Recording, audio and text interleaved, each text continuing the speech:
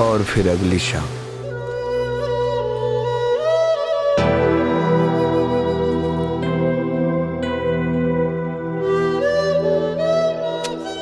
सात से 8 बजे।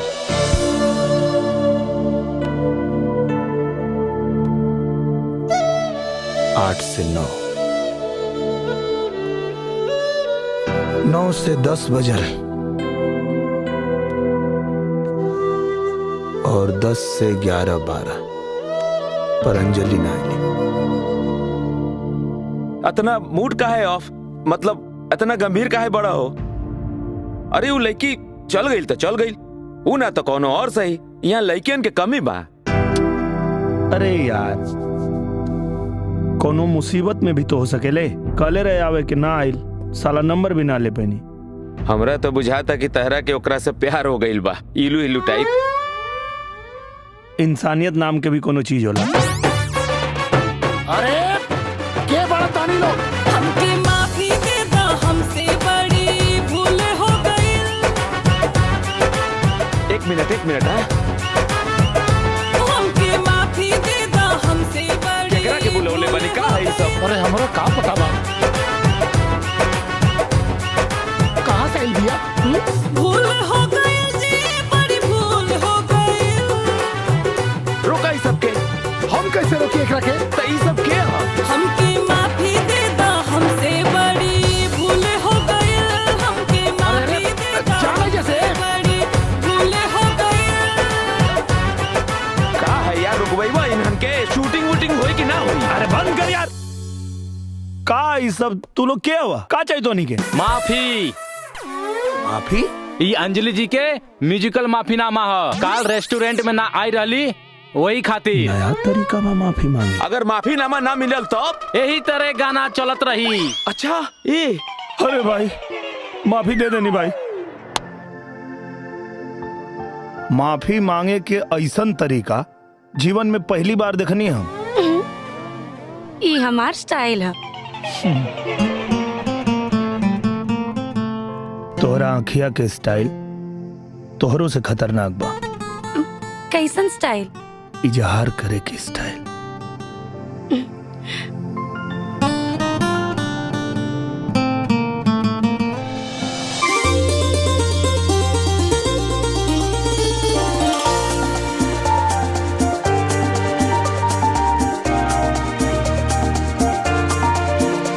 अखियां से हो खेला गल इजहार धीरे धीरे।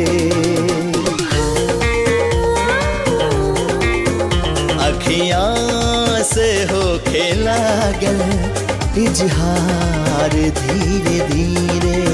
मुस्कान चल के दिल से होठवा पे आके बिखरन। मुस्कान चल के दिल से होठवा पे आके बिखरल। जियरा में जागे लागल अब प्यार धीरे धीरे। जियरा में जागे लागल अब प्यार धीरे धीरे।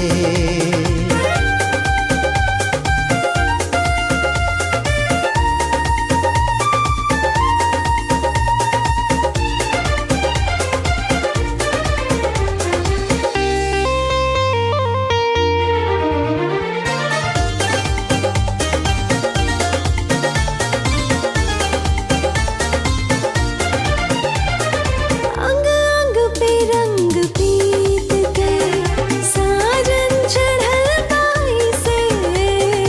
एक पल न मिले चैना, तोहके बताई कैसे। हो बातें निसारी जिंदगी तोहरा पे अबुए रानी। सातों जन्म निभाइब किरियाए खैल बानी।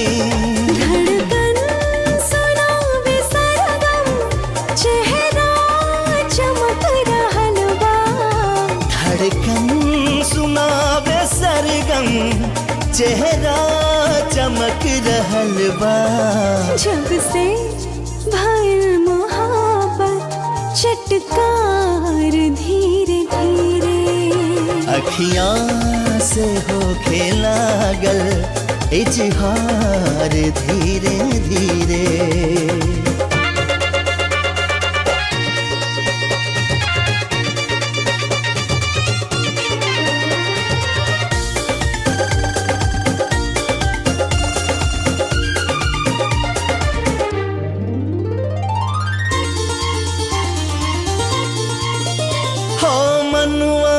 बाटे हलचल छेड़ला कुछ तराना, फुलवा के रस पिएला भंवरा भइल दीवाना।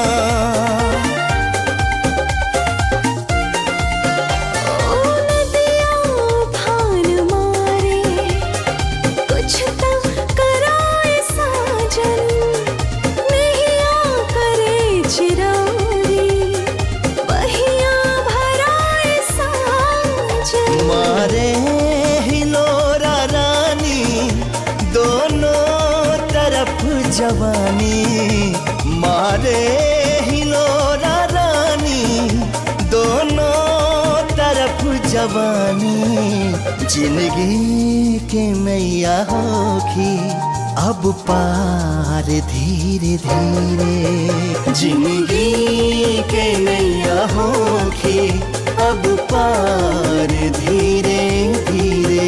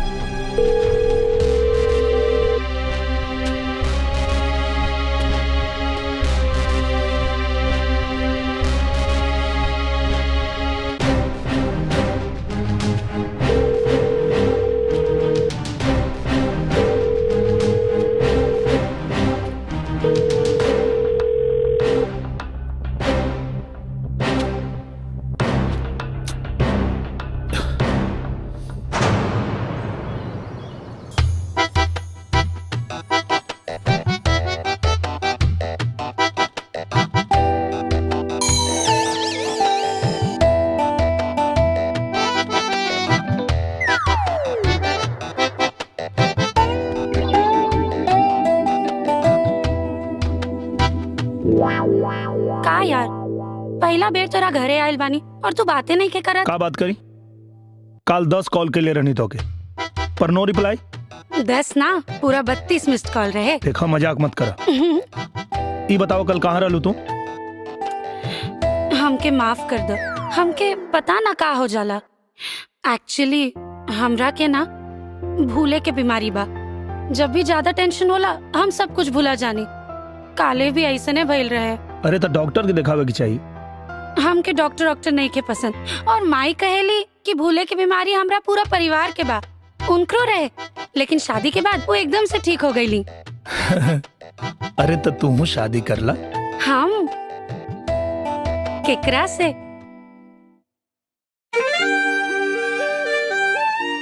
उ रेस्टोरेंट वाला लड़का से जौन तो के देखे आइल रहे, कर ला ओकरा से।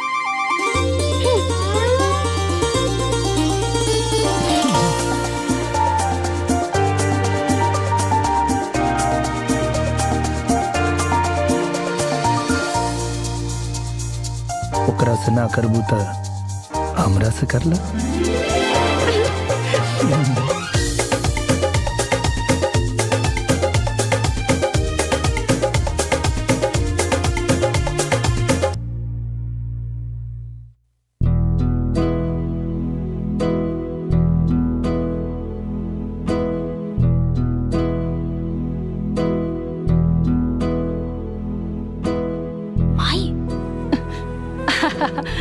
बेटा, शादी तो खूब धूमधाम से करब। अरे हमार इकलौती बिटिया जे हा, रवा के माई बाबूजी कहाँ बाड़े? बुलाई, प्लानिंग करे के पड़ी ना।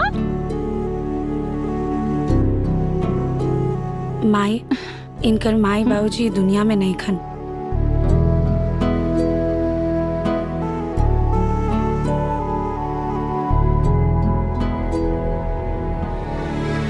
बेटा बाप के तब पता नहीं खे, बाकी आज से हम तो हर माई का कोने जमाने में जिया तारे लोगन। अरे गईलू जमाना जब घरे के बड़ बुजुर्ग आके शादी ब्याह तय करत रहे। मॉडर्न बना हमरा जैसन।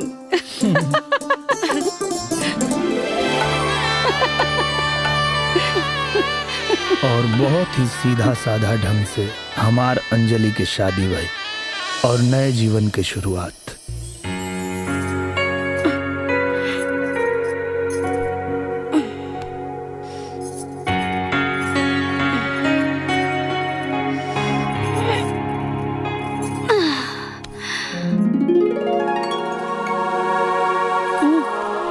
उठी। अरे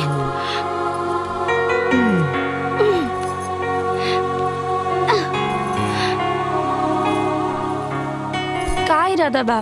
काम पर नहीं के जाए के? जाएगी तो वाह हो, लेकिन श्रीमान जी हनीमून खत्म हो चुकल बा और घर बसावे के टाइम आ चुकल बा, तो ये सब छोड़ी और अच्छा बच्चा की तरह काम पर लग जाए।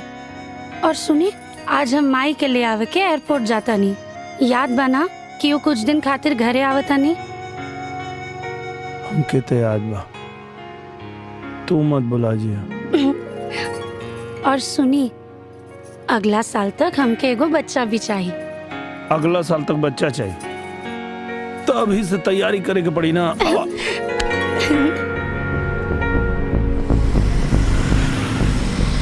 आलोक भैया बनाएंगे तो फिल्म तो अच्छी बनेगी, इसमें कोई दो राय नहीं है। राहुल भाई, हीरोइन के बारे में क्या सोचे? लड़की नहीं होनी चाहिए, मॉडल टाइप, सेक्सी। जैसे कि वो लड़की।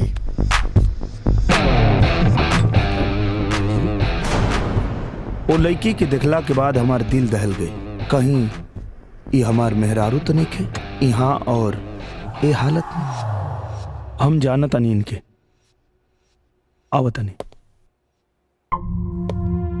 हमार कदम आगे बढ़े के तैयार ना रहे, दिल जोर जोर से धड़के लागल और यह कहत रहे कि भगवान करे ये हमार मेहरारू ना होके। अंजलि? अरे यार, हमार नाम अंजलि ना, हमार नाम एंजल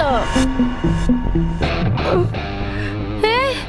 सुपरस्टार निरहुआ सर, रहुआ खातिर हम अंजलि का, अंजलि, एंजल, अंजू, आम्रपाली कुछ भी बने खातिर तैयार बनी। सर आज हमार बहुत लकी डे है, काहे कि हमके एक ना दू गो निरहुआ दिखाई दे रहल बा।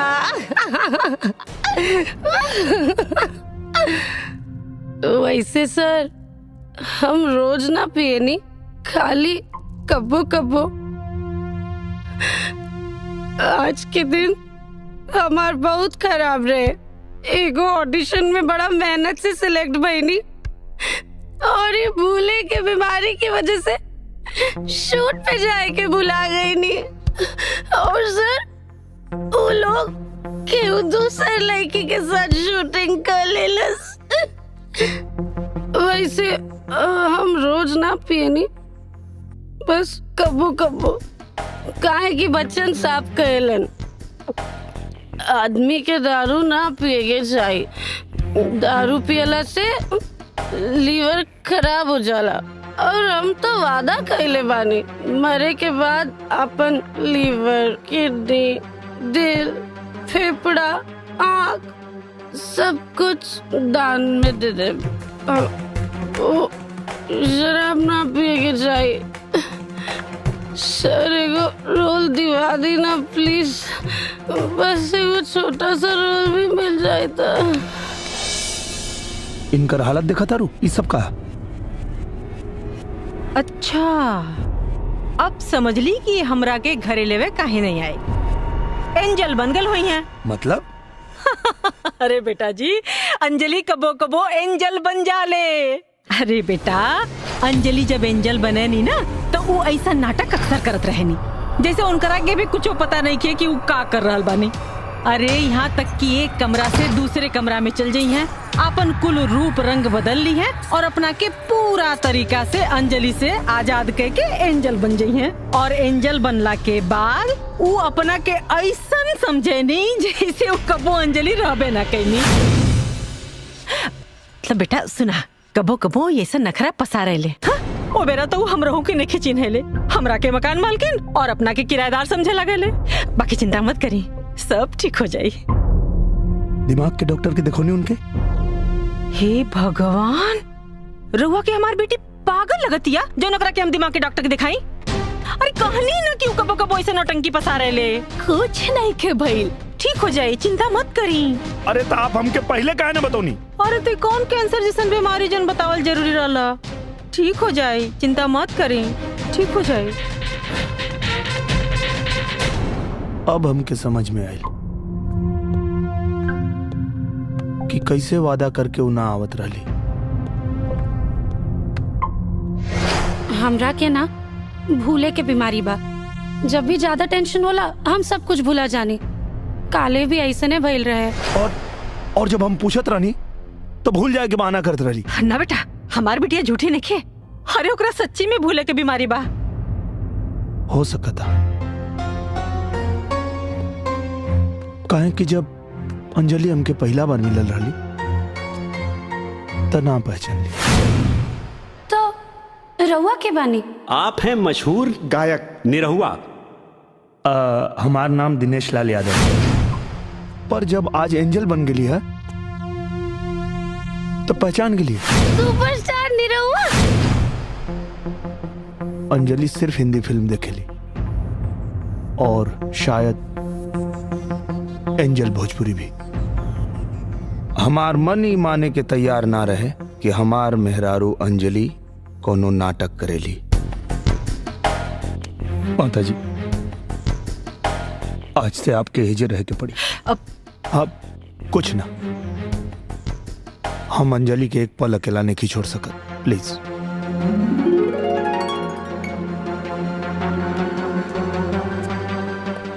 यही से अगले ही दिन हम अपना मेहरारू के डॉक्टर के पास लेके गई नी बहाना से। अंजलि ध्यान से देखा। और डॉक्टर सम्मोहन के जरिए सच जाने की कोशिश कैले। ये एंजल तोरा भीतर कैसे आई? याद करा अंजलि। और जोन सच सामने आई वो जनला के बाद हमरे तरह आप लोग भी दहल जाइबा। एंजल के का चाहिए? अंजलि, ई हमें तोहर नया मास्टर, हाँ? आज से तोरा के इहे ट्यूशन पढ़ाई हैं। अरे ये हमारे स्टूडेंट ना, ये तो हमार भांजी ही है, भांजी। और औरो तो हमार बहन है। अरे अरे, एकरा के पढ़ावल तो हमार पहला कर्तव्य बा जी। एकरा के ना पढ़ाई तो केकरा के पढ़ाई जी। ऊ मास्टर बहुत गंदा आदमी रहे। रोज हमरा साथे गलत हरकत करत रहे। हम बहुत डरा गइल रहनी, बहुत घबरा गइल रहनी। हमरा में ना तो माई के बतावे के हिम्मत रहे और ना ही वो पापी मास्टर के रोके के हिम्मत। बस ये बात के फायदा उठा के पढ़ाई के बहाने वो रोज ये घिनौना हरकत करते रहे। तब हम अपना अंदर एंजल के पैदा कर लेनी, जे अंजलि से एकदम अलग है। वो अंजलि जैसन डरपोक ना, एंजल तक गुस्सैल और जिद्दी भी है। अब एंजल के बस वो मास्टर के मार के भगावे के रहे।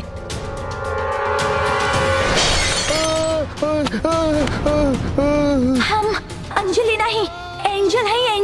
एंजल दोबारा हमके छुए के कोशिश भी मत करी हा। पागल हो गल बिया, पागल हो गल बिया, ये लड़की पागल हो गल बिया।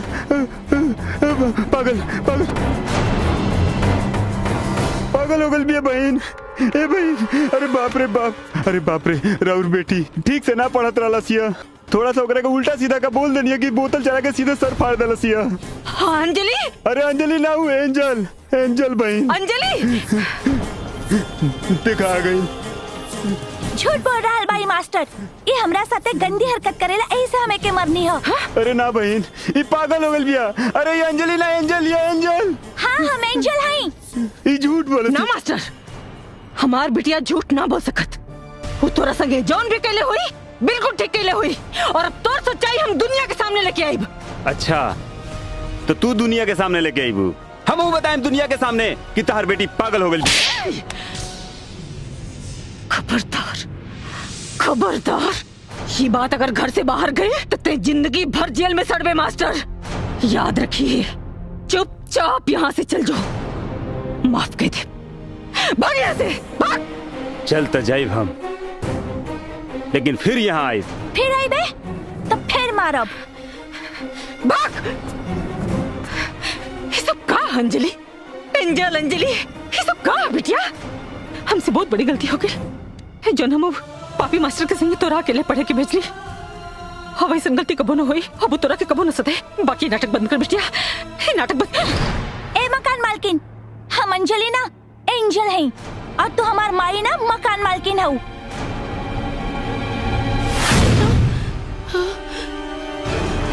मास्टर अंजलि, फिर आ गई ले। छोड़ो अंजलि, क्या कर रहा है? गले रानी ना अंजलि छोड़ो। फिर आई बे तो फिर मारा। छोड़ो अंजलि। अरे अरे अंजलि, अंजलि छोड़ो। हम कहता नहीं। ना छोड़ो। छोड़ो अंजलि, अंजलि छोड़ो, छोड़ो। सुनो, अरे डॉक्टर में अंजलि। मार डाला तोरा के। अंजलि, वन मिनट। छोड़ो हमरा के। सुनो अंजलि, बात सुनो, शांत हो जाओ।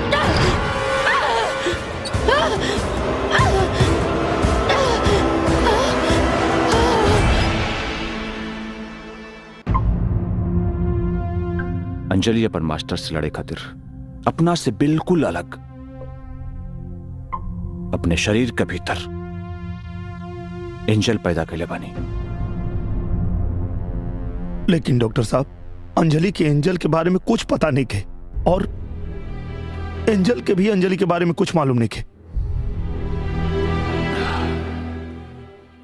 हाँ, ये बीमारी ऐसा नहीं होला एक शरीर में दो या उससे ज्यादा भी लोग रहेला, जेकर रहन सहन, जेकर स्वभाव एक दूसरे से बिल्कुल अलग होला, एक दूसरे का बातचीत भी याद ना रहेला, और यहां तक कि एक दूसरे का चीज ओकरा के सामने भी आ जाला तो ऊपर यकीन ना होला। लेकिन डॉक्टर साहब, अभी तो मास्टर नहीं थे, फिर एंजल का है।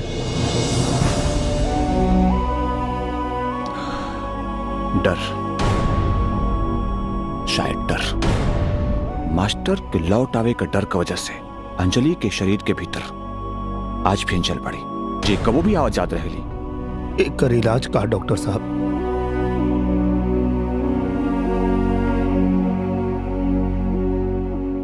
इलाज तक कुछ नहीं के, बस कुछ दवाई का सहारे मरीज के धीरे धीरे सच बताओ रही जब तक कि मरीज ठीक ना हो जाए।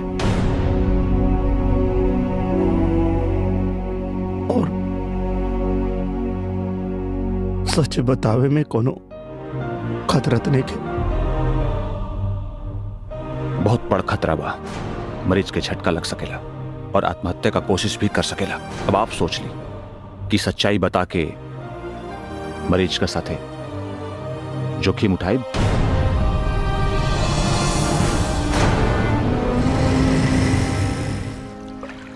हमरा के अब सब समझ में आ गई, भाभी जी के अपरिचित फिल्म के हीरो वाला बीमारी बा। वैसा नहीं कुछ बा यार।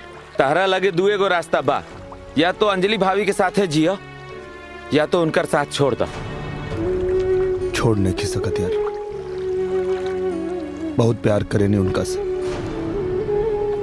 हमेशा उनके साथ ही रहा, सुख में भी दुख में भी और बीमारी में भी।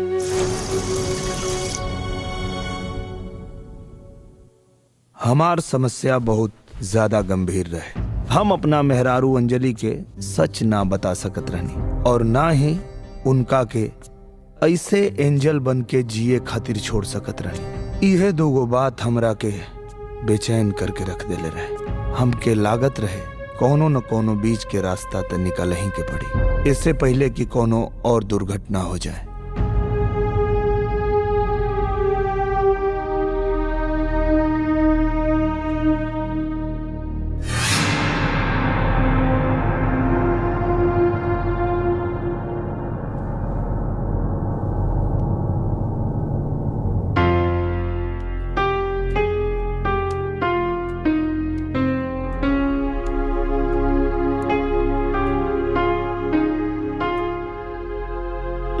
का भइल? कुछ ना। माई कुछ कहनी है का? तो हमरा से कोनो गलती भइल बा का? अरे ना, वो जोन फिल्म करे के बना ओकरे कहानी के बारे में सोचा था। अच्छा, मालूम बा जब आप सोच में डूबल रहे नी तो बहुत सुंदर लागे नी। हमरा के आपके जैसा नहीं एकदम सुंदर लड़का चाहिए। ना, हमरा के तोहरे जैसन एगो सुंदर बेटी चाहिए, बस ओकर आंख हमरे जैसन होके के चाहिए। काहे? हमरा आंख में कोनो प्रॉब्लम बा का? अरे ना, हमार मतलब वो नहीं के। ना, कोनो प्रॉब्लम हमरा में ही बा, यही से हम आज ले माई ना बन पवनी।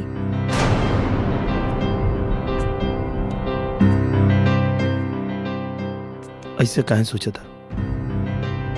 हाँ? डॉक्टर के दवा और दुआ से सब ठीक हो जाए।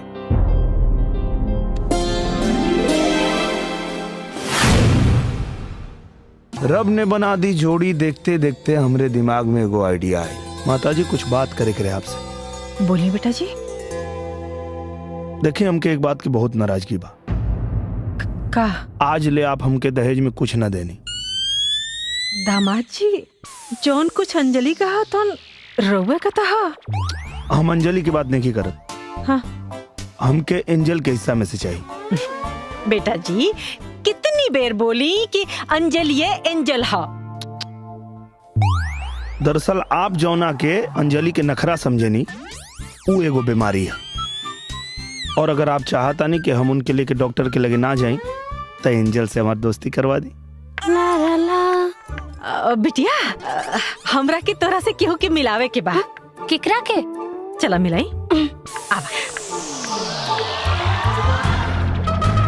ओह my God, superstar Nirahua sir, हम राउर बहुत बड़ फैन नहीं। देखी ना, पूरा घर में राउर फोटो लगावले बानी। बिटिया बिटिया, ई निरहुआ ना, निरंजन हमरे भाई का बेटा। लेकिन ई तो हूबहू निरहुआ जैसन लागत अरे। लेकिन आंटी, हाँ, पहले इनकरा के कबू देखनी ना हम। कहा ना बेटा कि अपने पापा के साथ रहत रहा ना पटना में। पटना में ना, तो ई अब आज से हमरे संग रही है। हम भी यहाँ भी अभी शिफ्ट भइल बानी। एकरा पहले कहीं और रहत रहनी है ना आंटी? हाँ। ये हमरा के मकान बल्कि ना अपना के किराएदार समझा दिया। अच्छा। ई का खुसर-पुसर होता? कुछ ना बिटिया, कहता नहीं कि इनकरा के तोरे संगे फिल्म के एडिशन में जाए के चाहिए ना। अब बिटिया तनी इनकरा के भी कुछ काम हम दिया था। देखी आंटी, ई डुप्लीकेट लोग के कबो मेन रोल तो मिलेला ना, बस कोनो साइड रोल मिल जाए छोटा मोटा। का ना कि हमके खाली एक बार टीवी में लौके के बाद, अब चाहे साइड में खड़ा करा लोग चाहे पीछे, बस खाली हमके काम दिवा दी। ठीक बा, सुनो, तो के एक्टिंग करे आवेला कि ना? ओमे कबा सीख ले। देखा, अगर निरहुआ जैसन बने के बा तो बहुत मेहनत करे के पड़ी। अरे ऊ का मेहनत करेला, जोन मेहनत हम करब, देखियो। गुड। लेकिन सुना, तो के फिल्म में काम करे के बा ना, तो पहले तो के तोहार नाम बदले के पड़ी। आज से तोहार नाम निरंजन ना, नीरू।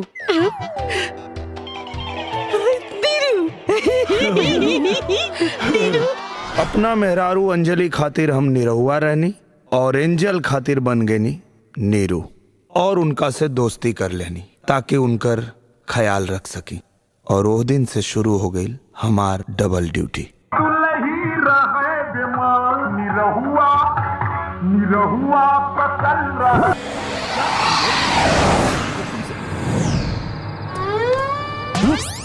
मैं इंस्पेक्टर घोबले हूँ।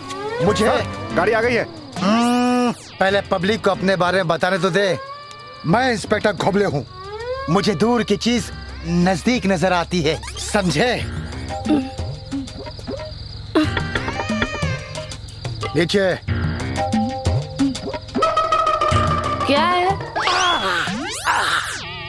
मैडम, आपको पता नहीं दारू पी के गाड़ी चलाना अलाउड नहीं है। बाहर आइए।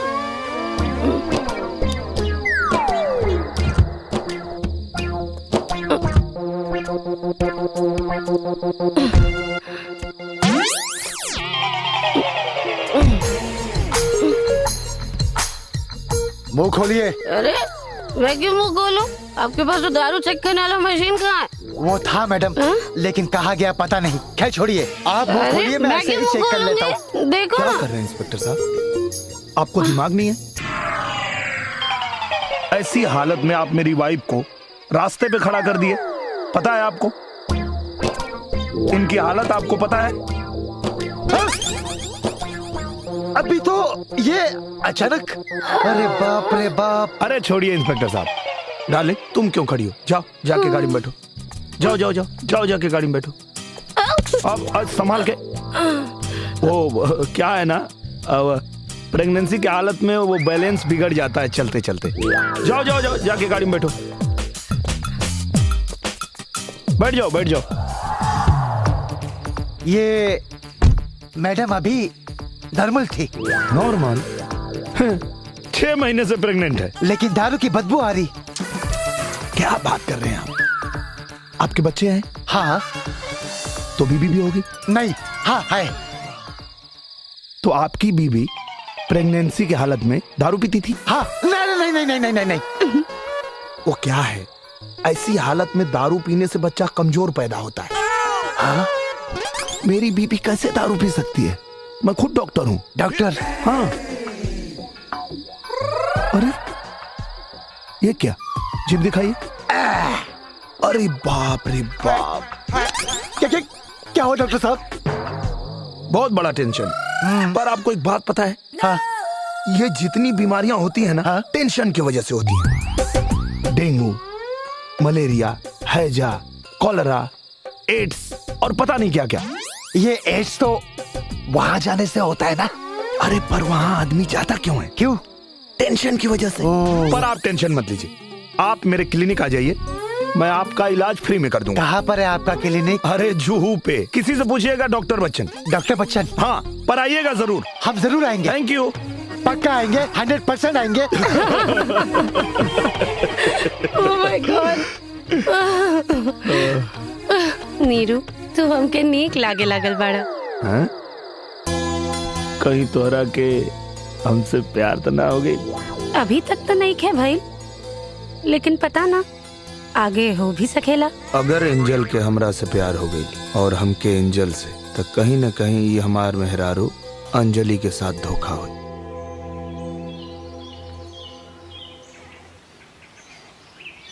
सोना, बाबू, चलो उठा। उड़ जा उड़ जा उड़ जा उड़ जा उड़ जा उड़ जा। चलो शाबाश। ला दवाई खा ला। रहुआ के कैसे पता चल जाला हमरा सर दर्द के बारे में? जानू, जब प्यार हद से ज्यादा बढ़ जाला ना, तो सब पता चलेला। का हो? का बोला? एक काम कर, तू ना आराम कर। हंसराज वालन से मीटिंग बा, हम मीटिंग का क्या होता नहीं। कह देव कि तू शूटिंग में बिजी बड़ा। ना यार, चलो तानी हमू।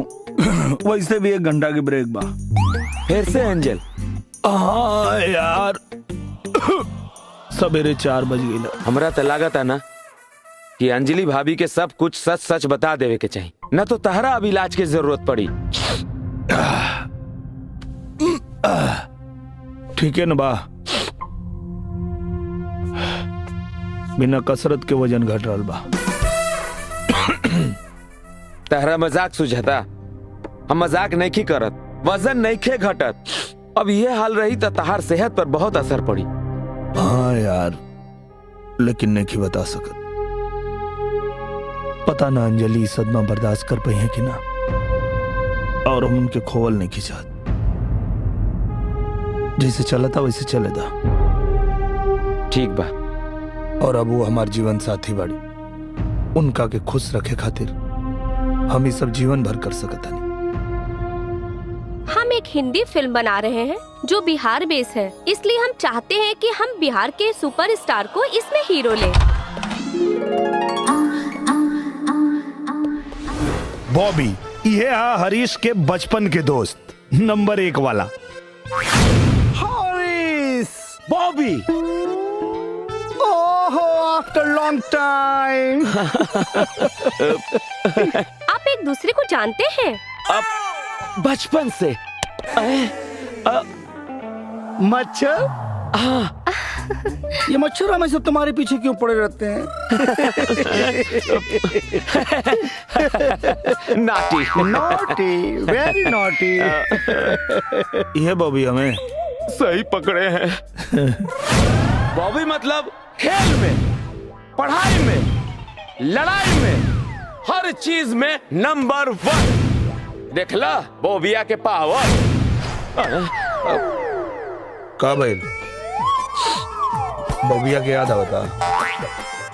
सब ठीक बा ना? अरे सब ठीक बा, हमरा का भाई? फिल्म के हीरो तो तू बड़ा।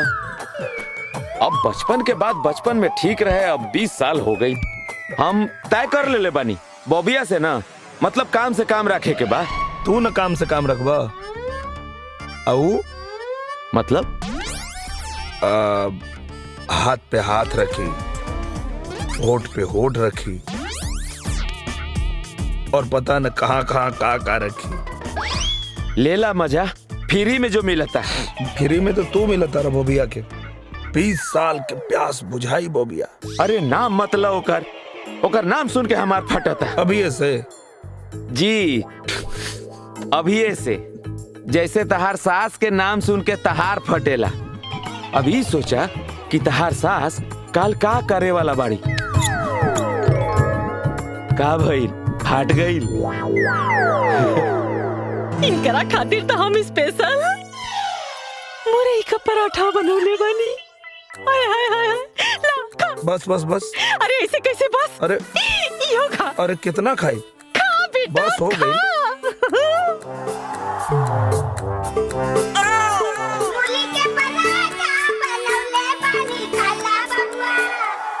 अरे कॉलेज में ये भाई जी दुए गो के राज बा, जय हो दारू जय मेहरारू, यह लोग पर राज बा।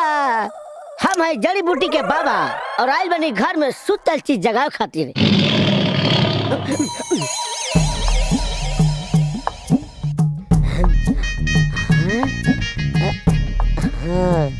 ये है लड़की के बाल।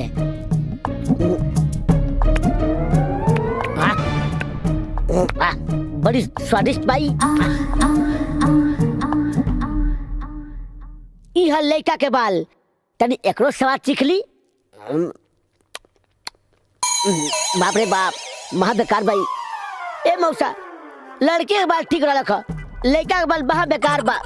कहो मौसा, तू टेस्ट करबा?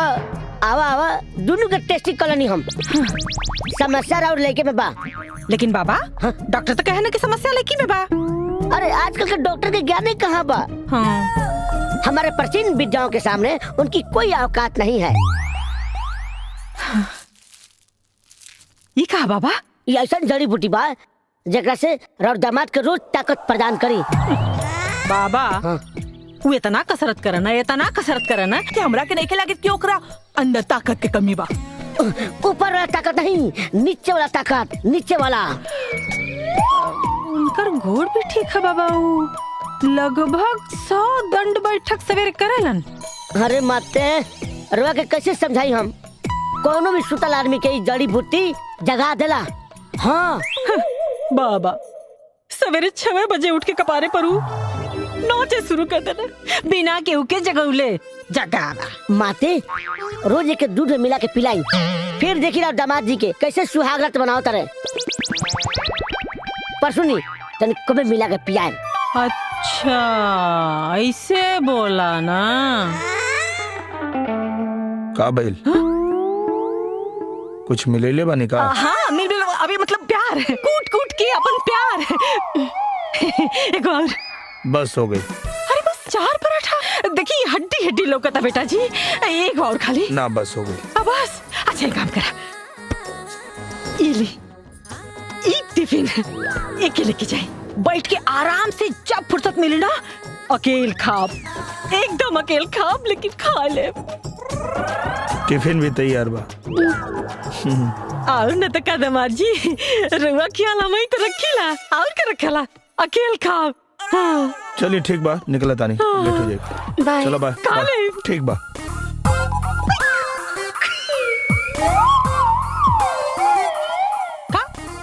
पराठा खा। सर सीन ई बा कि मीना जी रोवा से अलग होके जी ना पौली। अच्छा अब वो मर गई बाड़ी।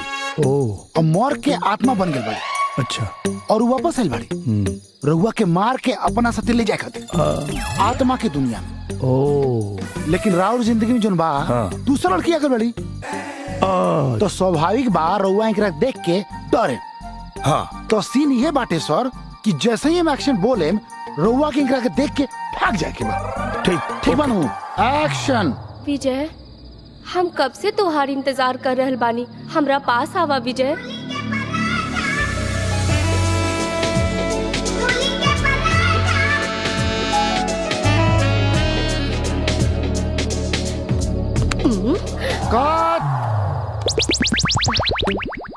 सर हम रउआ के बोलनी है आपके इंकरा के देख के भागे के बा। ई भूत बाड़ी। अच्छा भागे के बा। रउआ इंकरा के गला लगा लेनी है। ओके सर रेडी। फिर से करिए। सॉरी ओके सर। एक्शन। विजय हम कब से तोहार इंतजार कर रहल बानी, आवा आवा आवा ना।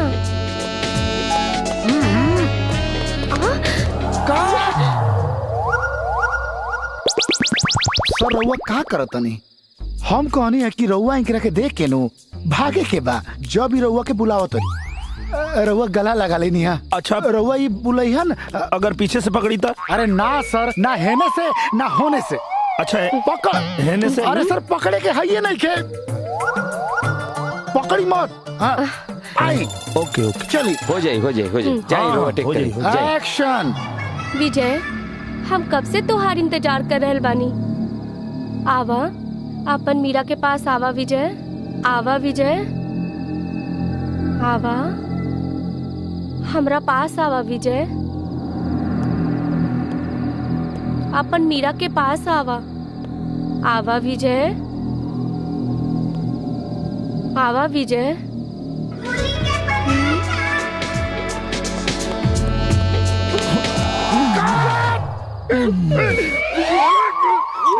अरे काम कर रउआ, बार बार रउआ के कहता नहीं। हाथ छोड़ी छोड़ी, पकड़े के नहीं खमर दे। इकरा के देख के भाग जाए के बा। अरे छोड़ी नु। अरे सी समझते नहीं की ई भूत बाड़ी।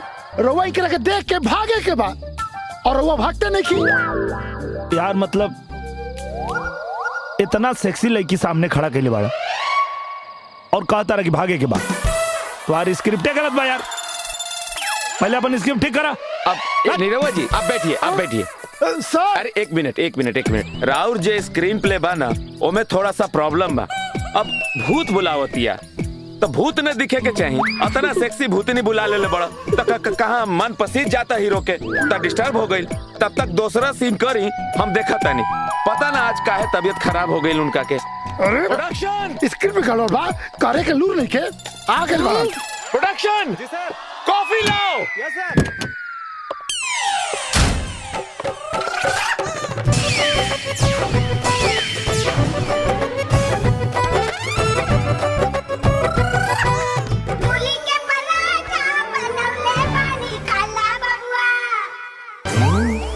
पराठे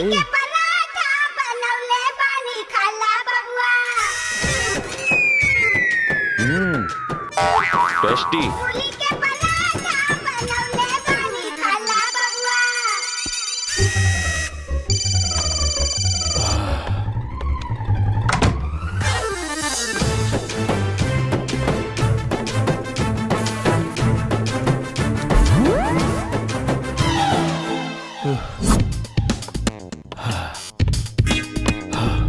अरे खड़ा का है बड़ा, आराम कर लो ना, बैठ जा थोड़ी देर। लागत खाना में कुछ गड़बड़ रहे।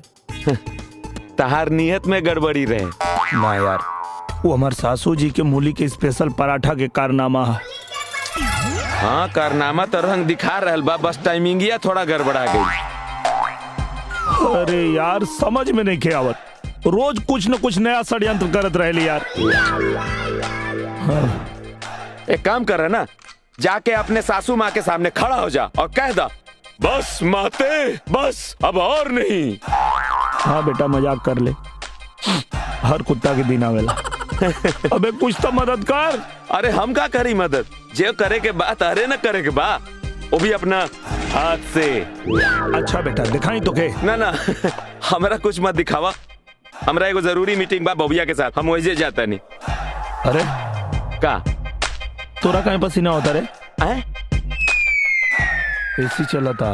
हाँ हो, एसी में पसीना चला था। पराठा खेलेगा?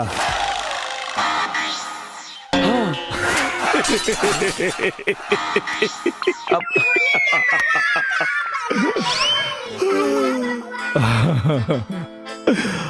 अब जो मीटिंग कर बोबिया से, अब एकदम सही मीटिंग हुई। अंदर से कुछ हो रहल बा यार, क्या हो रहल बा? और बताओ अंजलि, सब ठीक ठाक चलता ना? हाँ यार सब ठीक है बा। ठीक है बा मतलब कहीं जिंदगी से बोर तो ना हो गए बाड़ू? अच्छा ये बताव, तोहार निरहू आजकल सटल रहता रे के ना? अरे कहत आनी ना सब ठीक है बा, अब तू बाल के खाल मत निकालो। कुछ बात तो जरूर बा। अरे अंजलि, कहीं तोहार निरहू के चक्कर कोनो और लड़की से तो ना हो गइल ह? ना ना, वो ऐसा आदमी बिल्कुल नहीं खन, वो तो हमरा से बहुत प्यार करेलन। बस कबो कबो मन उदास हो जाला कि काश हमहू माई बन जाती, तो हमरो दुनिया के सब खुशी मिल जाई। मिली। बिटिया ऐसे नहीं कह के, सब ठीक हो जाई। बस आज हम जब तोरा के कहब ना, तब तू दामाद जी के पास जिया। दामाद जी? अरे दामाद जी, अरे ये का तुम दामाद जी? अरे सारा खून उल्टा दौड़ जाई। अरे उल्टा दौड़ा था, यही से तो करा था नहीं, सारा खून नीचे उतर गइल बा।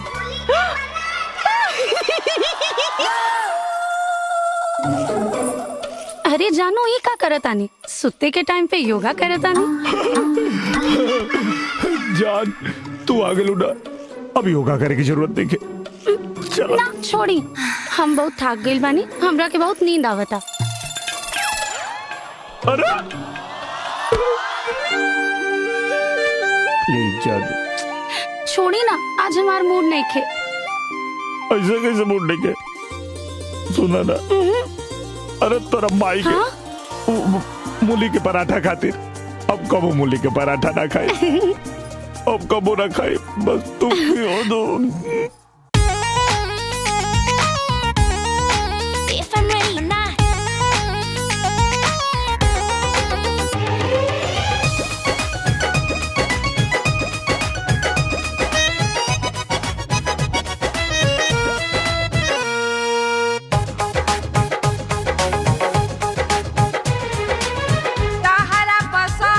हम नाश्ता बनौले बानी, मधी मयाच देके तवा पे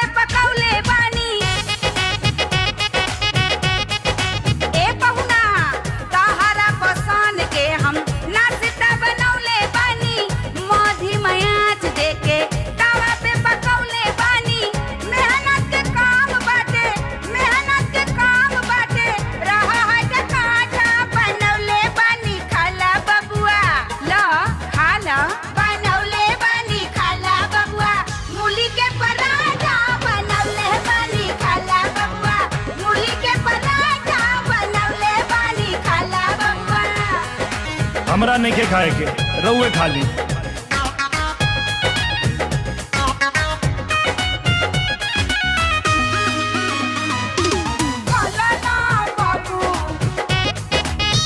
अरे कहा तनी हमरा नहीं के खाए के, हम ना खाए। बबुआ हो तोहरा खातिर प्यार से बनौले बानी, गैया के घिउवा चबोर के लगौले बानी। त अपना बेटी के खियाई। बबुआ हो तोहरा खातिर प्यार से बनौले बानी, गैया के घिउवा चबोर के लगौले बानी। डाइटिंग पे बानी हमके घिव तेल माना बा, हरी हर सलाद खाली फल फ्रूट खाना बा। मारल करा डांड तानी, मारल करा डांड तानी, खींच के सपाटा बनौले बानी, खाला बबुआ। बनौले बानी, खाला बबुआ। मूली के पराठा बनौले बानी, खाला बबुआ। मूली के पराठा बनौले बानी, खाला बबुआ। हमरा लेट होता शूटिंग पे जाए के बाद। अरे भूख लगी तो हम खा ले। हाँ रहुआ चिंता मत कर। खाला खाला खा खा खा खाला।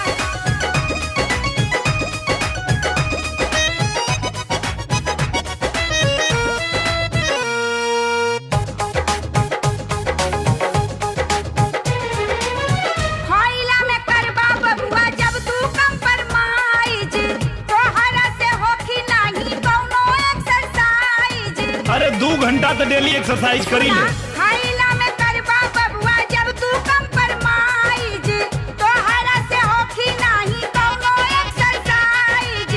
जे तू डिसाइड करबू हमर खान पान हो, नीम हकीम पड़ी खतरे में जान हो। खैला में फायदा नहीं के, खैला में फायदा नहीं के, बाटे बड़ी घाटा। ना खाइब तनी दूरे रख, त टिफिन में दे दी का? ना खाइब तनी दूरे रख।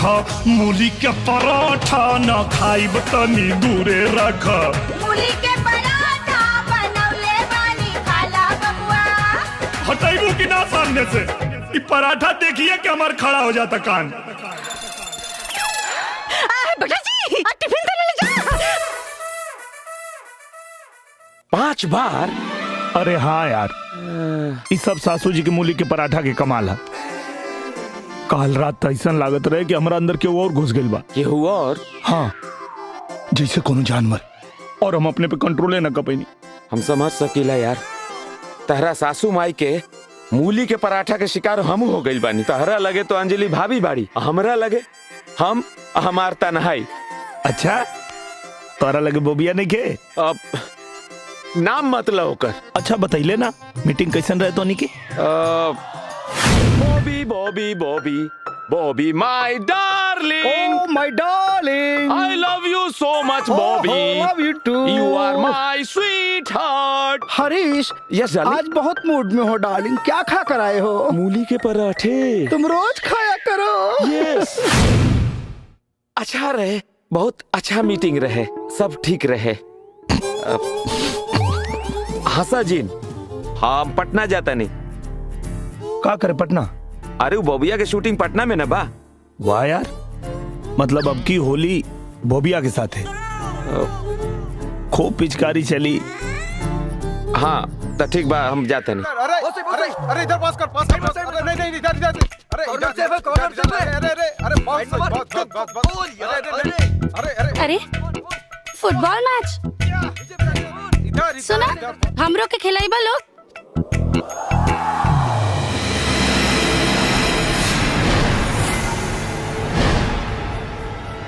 अबे लड़की तो कमाल है बे।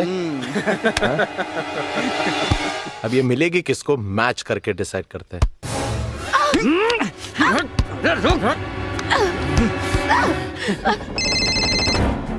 हाँ नीरू, जल्दी आओ जॉगर्स पार्क।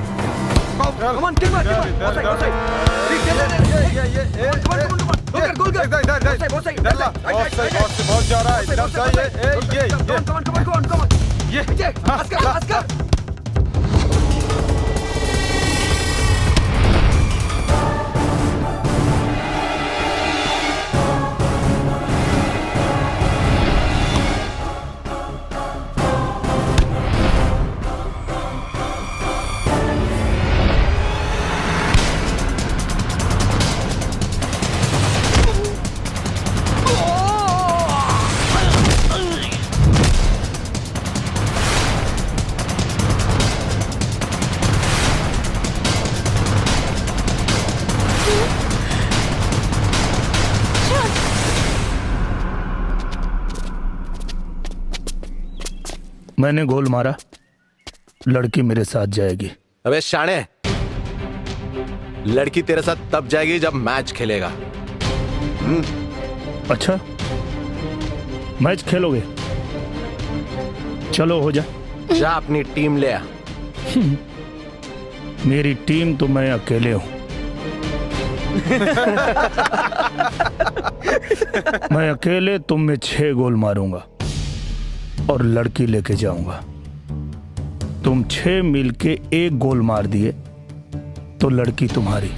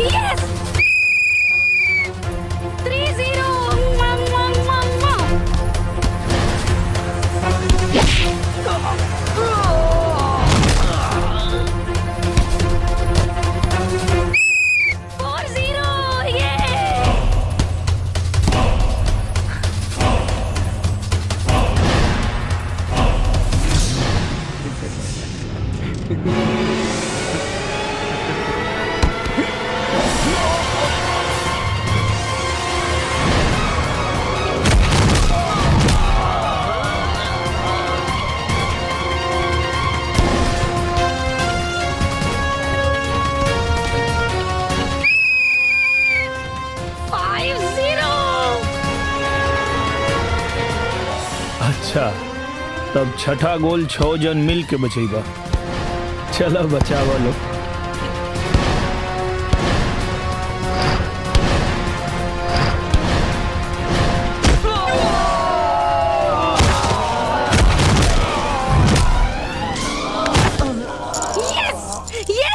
Yes!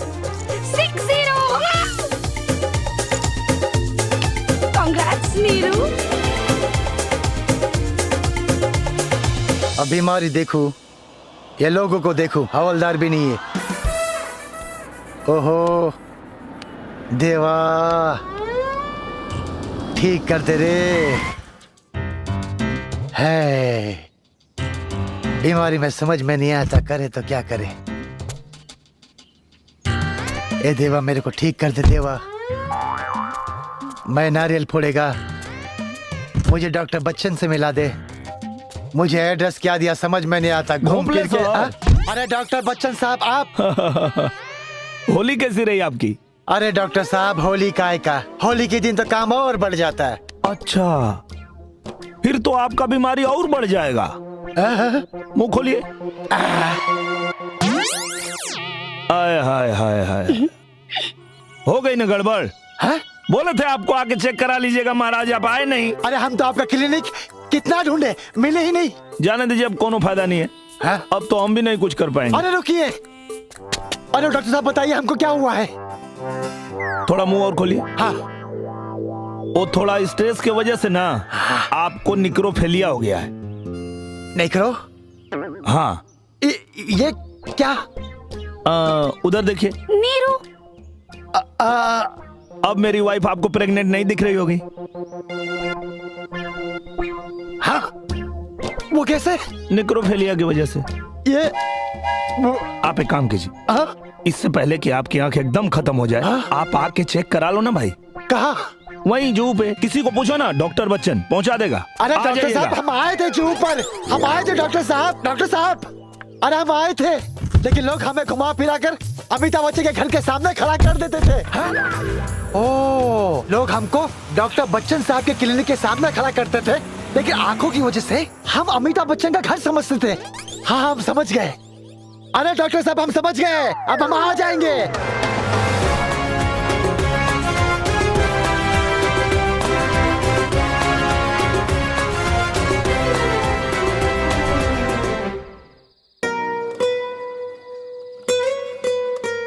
तो के पता बा, हमके हमेशा से एगो पागल लइका चाहत रहे, बिल्कुल हमरे जैसन, और तू एकदम वैसे नहीं बाड़ा।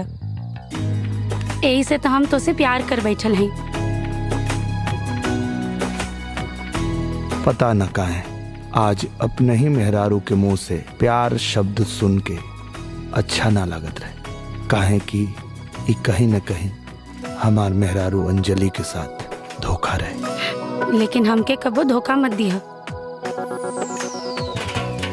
ई तू ही हो अंजलि, लेकिन एहसास अलग। ई उहे तना, लेकिन राहत अलग।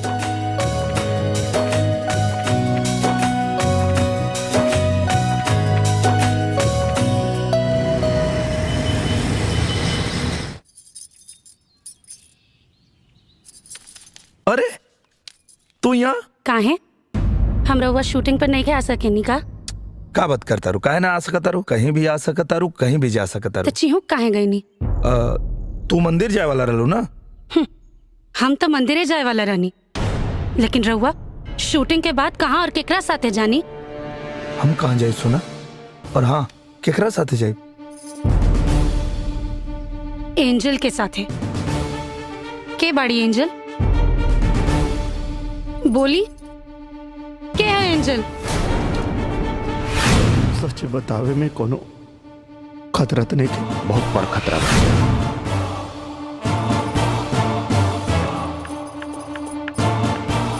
रउआ जवाब काहे नहीं की देत? बताएं के बाड़ी एंजल? मरीज के झटका लग सकेला और आत्महत्या का कोशिश भी कर सकेला।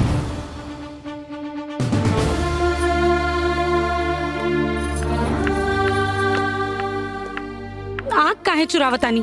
जवाब दी, के बाड़ी एंजल? अब आप सोच लें कि सच्चाई बता के मरीज का साथे जोखिम उठाई। अंजलि स्वाति ठीक है कहत रहे, राउर चक्कर कौनो दूसर लड़की के साथ चला था। देखा, हमार बात सुना, ऐसा कोनो बात नहीं कर। हमके रउआ से बात नहीं की करे के, बल्कि राउर शक्ल भी नहीं के देखे के। हम अपना माई के साथ अपना घरे जाता नहीं।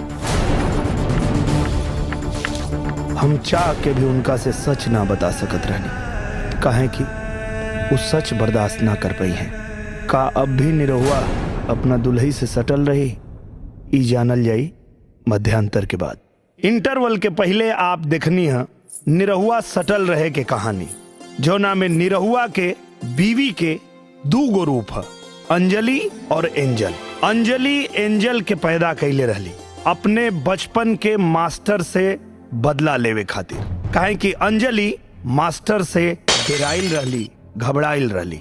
मास्टर तब बचपन में चल गई, लेकिन मास्टर के लौट आवे के डर से मास्टर से लड़े खातिर अंजलि के दिमाग में एंजल हमेशा जिंदा रहली और वो कभी भी आ जात रहली। हम अंजलि के सच्चाई कबो ना बता पौनी, एह डर से कि कहीं इस सच्चाई के सदमा से अंजलि के कुछ न हो जाए। अब हम अपने मेहरारू के दूसरा रूप एंजल के ऐसे ही छोड़ त ना सकत रहनी, एह लिए हम अपने अंजलि के दूसरा रूप एंजल के जीवन में एक नया रूप लेके एंट्री लेनी, नीरू बन के। और कमाल के बात तई है कि एंजल के नीरू से प्यार भी हो गई। और जब यह बात के खबर हमरा बीवी अंजलि की चलल कि हमरा जीवन में कोनो और लड़की बा जेकर नाम एंजल है, जेकरा बारे में वो कुछ ना जानत रहली, तो अंजलि हमरा से सारा रिश्ता तोड़ देली। हम अंजलि के ही बता भी ना पावत रहनी कि जौना एंजल से हमके प्यार भइल बा वो अंजलि के ही दूसर रूप है। अब आगे देखी सबे।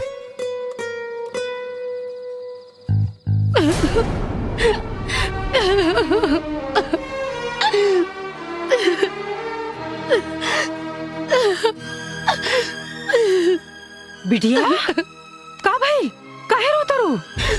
हम उनके कब माफ न करब माई। अरे का भाई बताइबो कुछ? अरे काहे का भाई कुछ बोलबू? माई उनकर कोनो दूसर लड़की के साथ चक्कर चलता। हे भगवान दवाई की डोज कहीं ज्यादा तो ना हो गई? ना ना ना ना हम उनसे नफरत करीला माई। हाँ, अच्छा पहले चुप मुंह बंद करा, पहले रोल बंद करा पहले। हमारी बात सुना, दामाद जी ऐसा नहीं खान बेटा, बहुत अच्छा लड़का हुआ वो बिटिया। और हम जाना तेरी बिटिया वो तोरा अलावा केहू से प्यार करिए नहीं कर सकेला।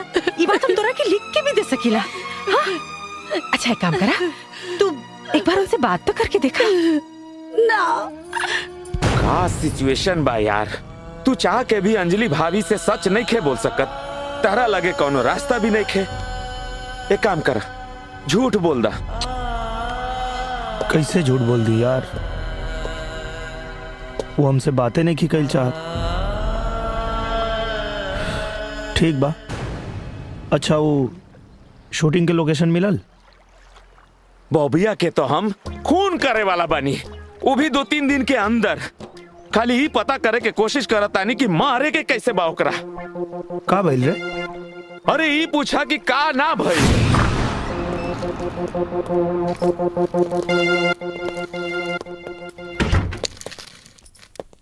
हरीश, ये है अपना शूटिंग के लोकेशन।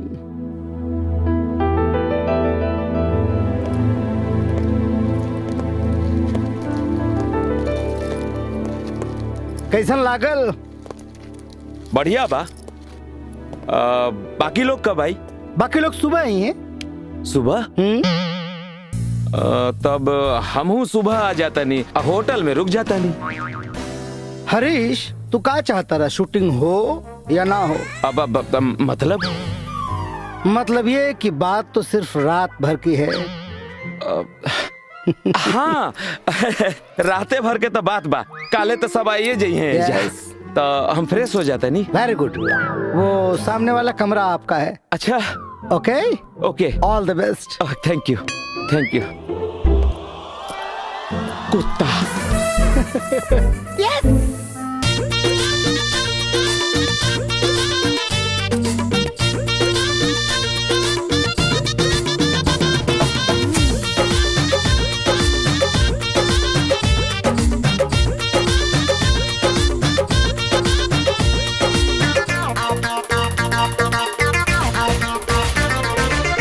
मन करे ओ खड में मुंह सर से कुट दी जवानी राजा जी।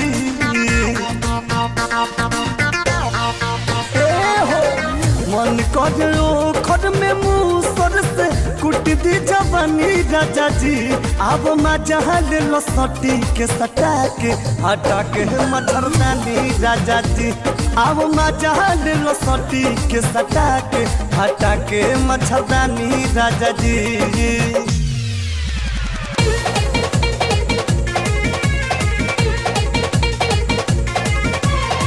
छपरा जिला के होई रंगीला, बनबे त कर दब तोर नस ढीला हो। छपरा जिला के होई रंगीला, बनबे त कर दब तोर नस ढीला। छड़बे जे हमके दोबारा मार देव छारा सरक जाई नारा। मार देव छारा सरक जाई नारा। मार देव छारा सरक जाई नारा।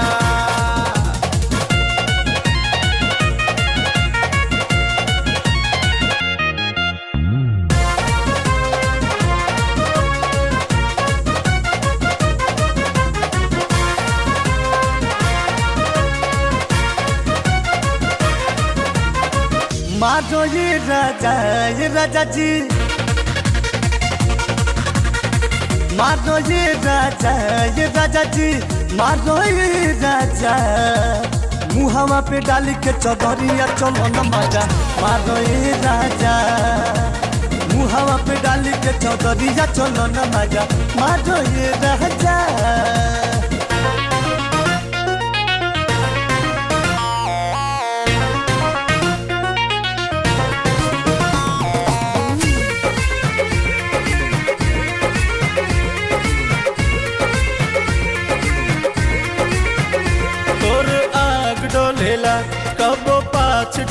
डोलेला तोर आग डोलेला कबो पाछ डोलेला जब हिलावेले कमरिया दोनों साथ डोलेला जब हिलावेले कमरिया दोनों साथ डोलेला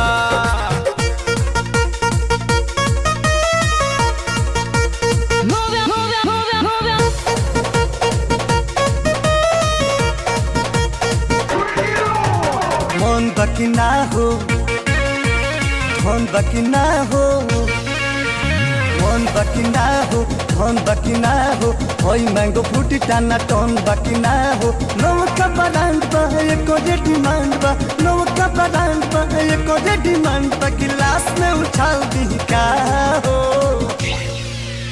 मुंह खोल मुहावे में ढार दी का मुंह खोल मुहावे में ढार दी का मुंह खोल मुहावे में ढार दी का मुंह खोल मुहावे में ढार दी का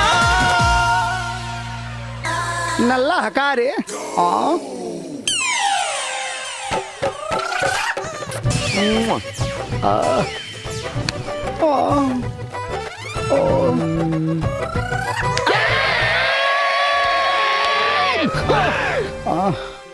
अरे मुझे सन हाल तोहरे पेन के स्याही खत्म हो गल हो बेटा बॉबिया के मरे के टाइम आ गइल बा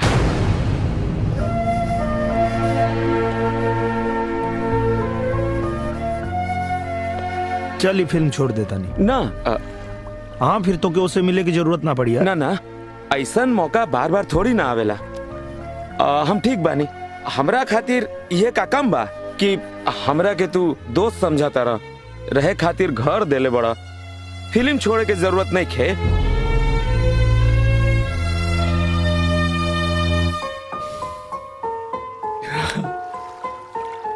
चल कुछ दूसरा रास्ता निकाला तानी दूसर हाँ तू हमार मदद कर हम तोर मदद कर तानी फोन करके प्यार से बोबिया के बुला बॉबिया के फोन करी हो प्यार से हाँ प्यार से अरे करना प्यार से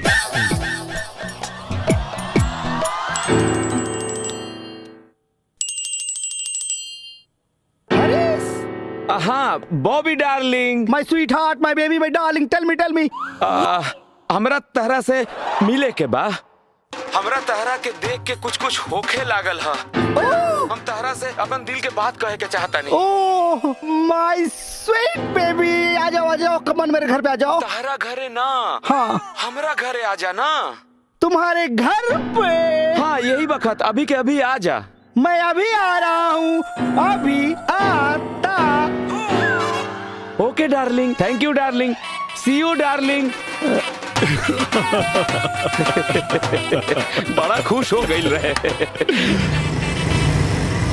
तोहरे याद में बढ़ गईल बा धड़कन के रफ्तार मोर बलमुआ हो कब ले करैबा इंतजार मोर बलमुआ हो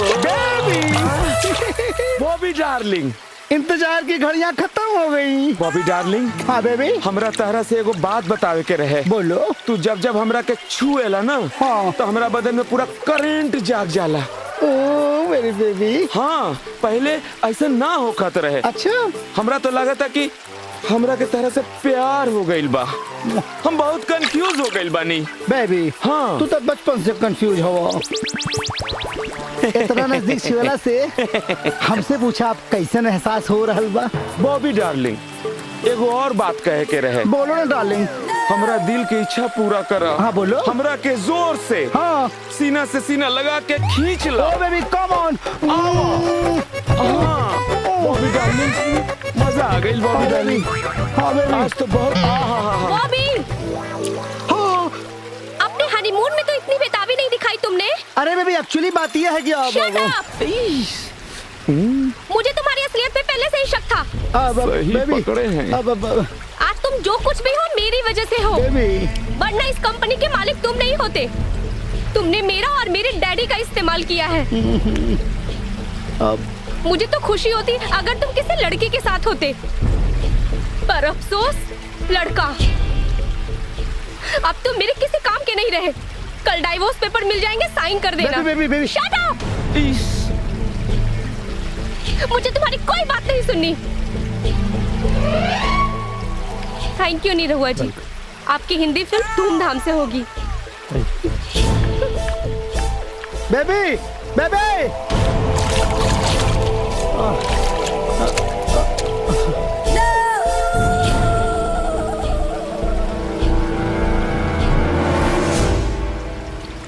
मोर बलमुआ हो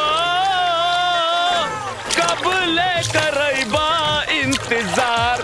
हमार प्रॉब्लम सॉल्व हो गई, थैंक यू वेरी मच। अब हम तहार प्रॉब्लम सॉल्व करत तानी। अच्छा कैसे अभी रे? देखा, अभी हम फोन लगावत तानी, प्रॉब्लम सॉल्व हो जाई। हाँ अंजलि भाभी। हरीश हमरा समस्या के समाधान कर देलस। वो अंजलि से ही बतौलस कि एंजल हमार ना ओकर गर्लफ्रेंड है और एंजल के लॉकेट उहे ओकरा के गाड़ी में देले रहे। अंजलि हमरा के माफ कर देली और साथ में एक खुशखबरी भी सुनौली। हमरा के माफ कर दी। उ दिन हम कुछ ज्यादा ही बोल गई नहीं। दरअसल कुल गलती हमरे बा। कौन बात ना? ये सब बेवकूफी ना हार्मोनल चेंजेस की वजह से होता। Hormonal changes? हाँ, ऐसे में मूड ऊपर नीचे होला और चिड़चिड़ापन भी होला। अब हमार मूड ऊपर नीचे काहे करता रू? बताओ ना सीधे सीधे का बात बा। हम माई बने वाले मानी। का? सच? हाँ।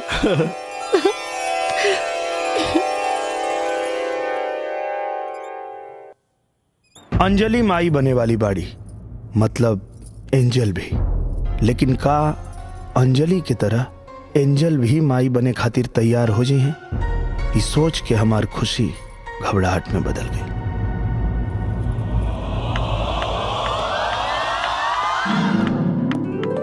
अरे एंजल तनी संभाल के।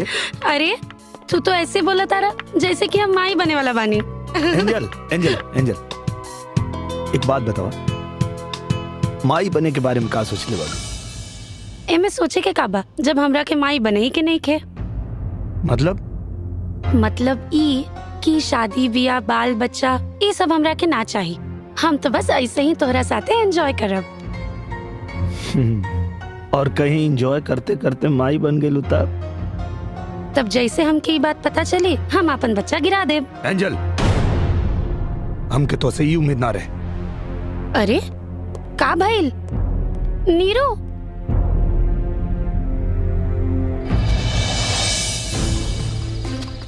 नीरू, अरे नीरू नीरू सुना था का हो गए? जब हमरा के माई बने ही के नहीं खे तो एमे का प्रॉब्लम बा? प्रॉब्लम एमे नहीं खे कि तोके माई नहीं खे बने के। प्रॉब्लम एमे बा कि अगर तू माई बन गई तो अपन बच्चा गिरा देबू। हाँ सच तो ये है कि तू माई बने के लायक नहीं खो। बिल्कुल सही कहा तारा। हम माई बने लायक नहीं की और ना ही तोरा साथ रहे लायक बानी। यही से आज के बाद हमरा से मिलना की कोशिश मत करिए। वक्त और हालात हमके ऐसने मोड़ पे लिया के खड़ा कर देलस कि हमके अपने बच्चा के अपने ही बीवी से बचावे के बा। और ये कैसे हुई हमरा नहीं के पता।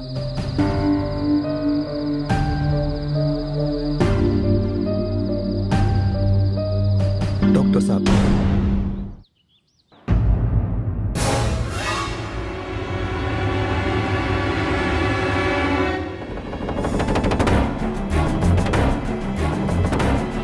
बेटा जी, ये पागलन की डॉक्टर के घरे में काहे बोलो रहा? काहे कि आप हॉस्पिटल जाए खातिर तैयार नहीं की। अंजलि बच्चा चाहती है और एंजल ना। ये समझावे खातिर ई पागलन का डॉक्टर तोहर घरे आइल बा। हमार बेटी पागल नहीं की डॉक्टर। ओकरा बारे में ये सब बात बोल के समाज के सामने ओकर तमाशा मत बनावा। ओकरा कोनो समस्या ना हो, एकदम ठीक बा बस। हमू तो यह कहतनी कि अंजलि के कोनो प्रॉब्लम नहीं खे। प्रॉब्लम तो रउआ में बा। हमरा में का प्रॉब्लम बा? राउर प्रॉब्लम ई बा कि राउर के अपन बेटी से ज्यादा अपन इज्जत प्यारी बा, अपन मान अपन सम्मान प्यारी बा। अपन बेटी के कम और दुनिया के चिंता ज्यादा बा कि लोग का सोची, लोग का कही। रउआ खातिर ई बहुत महत्वपूर्ण बा। रउआ दुनिया के चलते अपन बेटी की बीमारी के ना, अपन बेटी की नजरअंदाज के लेवल। चली कोनो बात ना, रउआ के हिसाब से एंजल ना आई तो ठीक बा, लेकिन अगर कहीं एंजल आ गई और अपन पढ़ल पेट देख लेलस और बच्चा गिरवा देलस तो अंजलि के दिल पर बहुत बड़ा सदमा लगी, और इस सदमा ओकर जान भी ले सकेला। और एक जिम्मेदार सिर्फ आप पर जाई, सिर्फ आप पर। डॉक्टर साहब, कुछ तो उपाय हो, टेम्पररी ही सही।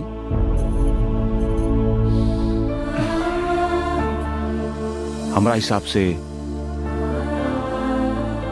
एक ही को इलाज बा। बच्चा गिरवा दो। नहीं,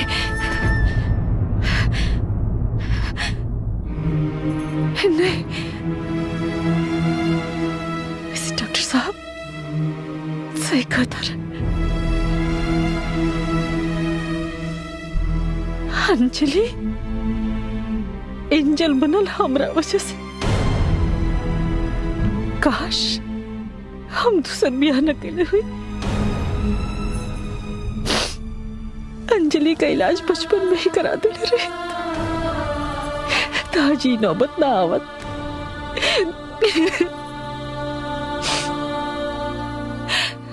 बाकी हम जोन भी कैली अपना बिटिया खातिर कैली।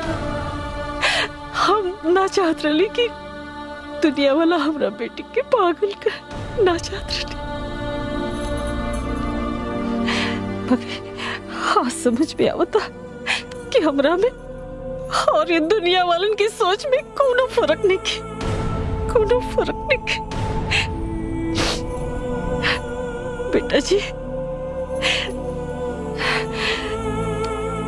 रहुआ सोचा तो कब की रहुआ के हम धोखा देने।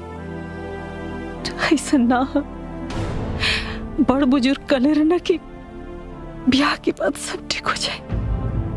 हम के लगल कि सब ठीक हो जाए, बाकी हमार किस्मत देखी रहुआ जिसन दामाद पौनी जेकर जीवन अंजलि और एंजल के चक्कर में पिस के रह गए। बाकी रुआ के मुंह से उफ तक ना निकलल। किस्मत वालन के ऐसा दामाद मिलला बेटा जी। माई, कहीं ना कहीं गलती हमरो बा। हम सब कुछ जानते हुए भी अंजलि के ठीक से इलाज ना करा पानी, और आज भी उनके सच बतावे से घबराहट हो रहा बा। जानता नहीं बेटा जी, खाली ये खातिर कि हमने की अंजलि से बहुत प्यार करेला, होकर दुख नहीं बर्दाश्त कर सकत, होके हमको ओल नहीं चाहत, और यही वजह से आज उनकर तकलीफ और बढ़ गई बा।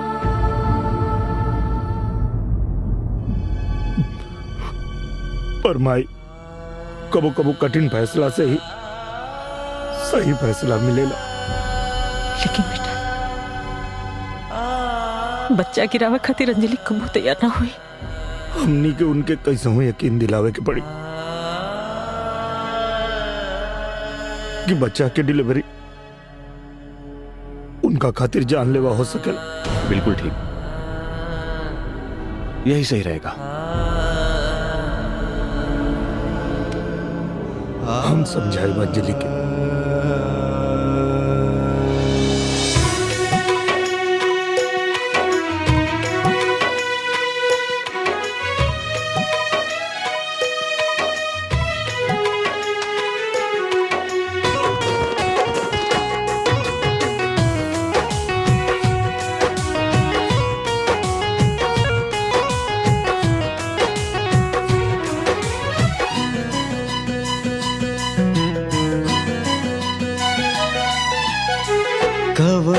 कसूर भइल ले विधाता कवन कसूर भइल ले विधाता जियलो न जाला जहर पियलो न जाला कवन कसूर भइल ले विधाता जियलो न जाला जहर पियलो न जाला जिंदगी में सन मोड़ बहायल जिंदगी में सन मोड़ बहायल चललो न जाना आगे बढ़लो न जाना कवन कसूर भइल ले विधाता जियलो न जाला जहर पियलो न जाला कवन कसूर भइल ले विधाता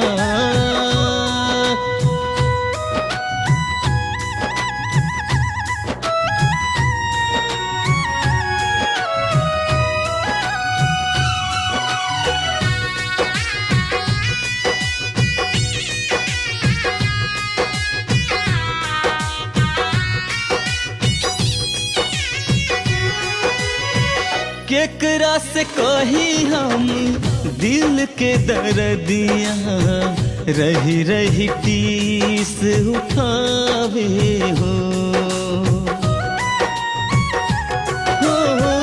केकरा से कही हम दिल के दर्दिया रही रही टीस उठावे हो रीत प्रीतिया के कैसे बचाई कुछ हो समझ ना आवे हो झर झर बरसे अखियां से लोरावा झर झर बरसे अखियां से लोरावा कहलो न जाना दुख सहलो न जाना कवन कसूर भइल ले विधाता जियलो न जाना जहर पियलो न जाना कवन कसूर भइल ले विधाता अंजलि हाँ कहाँ जाते रहो? हम मॉल जाता नहीं हमरे ढेर सारा शॉपिंग करे के बा कौन चीज के? हेलो हम माई बने वाला बानी रउआ के तो कोनो फिक्रे नहीं खे हमके तो लागता रउआ खुश भी नहीं की अंजलि कुछ बात करे के रहे तोरा से का वो डॉक्टर कहत रहे कि ये बच्चा तोरा खातिर जानलेवा साबित हो सकेला तो हमके लागत कि गर्भपात करा दिया जाओ का ई का कहता नी रउआ होश में तबानी रउआ जानता नी ना कि बच्चा खातिर हम कितना तरसल बानी हमके पता बा लेकिन हमरा खातिर तू ज्यादा महत्व रखे बच्चा ना लेकिन हमरा खातिर हमार बच्चा सुना बिटिया तू बच्चा खातिर तैयार बाड़ू हाँ पर काहे काहे से कि ई डिलीवरी तोहरा खातिर जानलेवा भी हो सकेला हम तोरा के खोल नहीं खिंचा अरे तू हमार इकलौती लाडली हो ना माई ई का हो गइल बा रउआ लोग के पहले यहाँ के और अब तू के बा तू लोग के उ पागल डॉक्टर जे कहता कि बच्चा हमरा खातिर जान लेवा बा चलो चलो हम तू लोग के अपना डॉक्टर से मिलवा बतानी चलो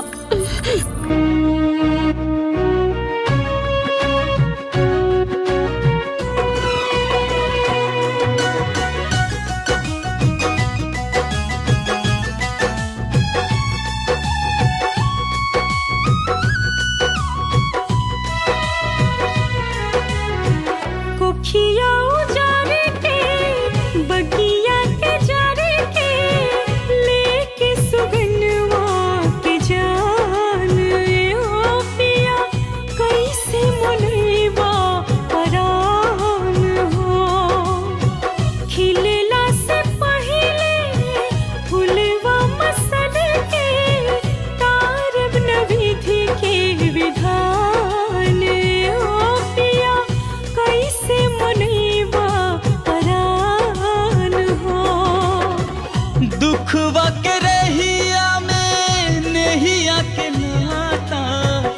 दुखवा के रहिया में नहिया के नाता तोड़ लो न जाना दिल जोड़ लो न जाना कवन कसूर भइल विधाता जियलो न जाला जहर पियलो न जाला कवन कसूर भइल विधाता जियलो न जाला जहर पियलो न जाला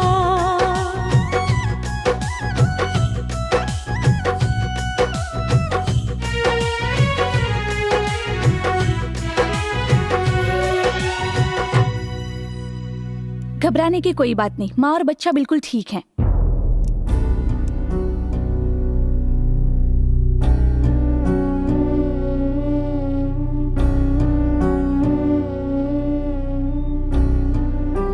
हमरा के आपके जैसा नहीं एकदम सुंदर लड़का चाहिए। हमरा के तोहरे जैसन एगो सुंदर बेटी चाहिए, बस ओकर आंख हमरे जैसन होके के चाहिए। हम माई बने वाले मानी। का सच? हाँ। हमरा हिसाब से एक ही गो इलाज बा, बच्चा गिरवा दो। माई बने के बारे में का सोचले बड़ो? एमे सोचे के का बा, जब हमरा के माई बने ही के नहीं खे। और कहीं एंजॉय करते करते माई बन गेलू तब जैसे हमके ये बात पता चली हम अपन बच्चा गिरा देब। एंजल ई का हा? हरीश हमार बच्चा। बच्चा कहाँ बा? बच्चा ये देख। हाँ हाथ। हाँ हाँ और ये पेट और पैर भी बन रहा बा। बच्चा अभी बहुत कच्चा बा। हरीश हमरा बच्चा के बारे में फालतू बात मत कर। बहुत प्यार उमड़ रहल बा बच्चा पे। 2 दिन पहले तो बच्चा गिरावे के बात करत रहलो।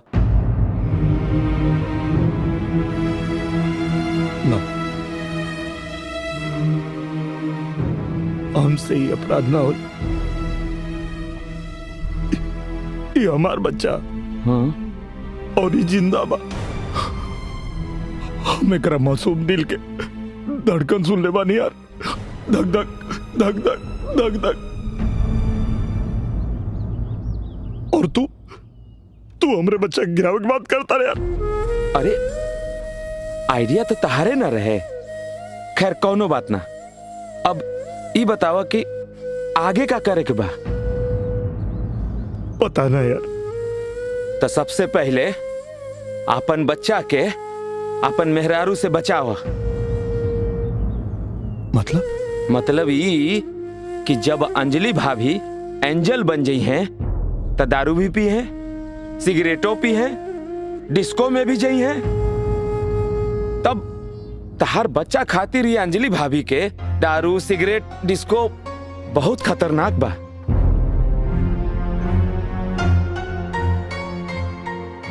कुछ करे के पड़ी यार।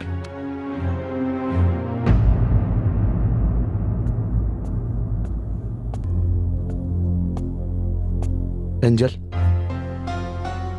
कुछ बात करे के रहे तुझसे। कहे सुने के टाइम बीत गए नीरू। प्लीज एक बार हमारी बात सुन ला, फिर तू कबो तो हम तो से कबो बात ना करो। और रात खातिर हमके माफ कर दो। हमारी इरादा तो के चोट पहुंचावे के ना रहे। ये सब बात के का फायदा है? सुना तू जा यहाँ से, हमके लेट होता, हमके पार्टी में जाए के हो। प्लीज मान जा। हाँ, जाइबा कि ना यहाँ से? Please angel. Just go. ना मनबू? ना।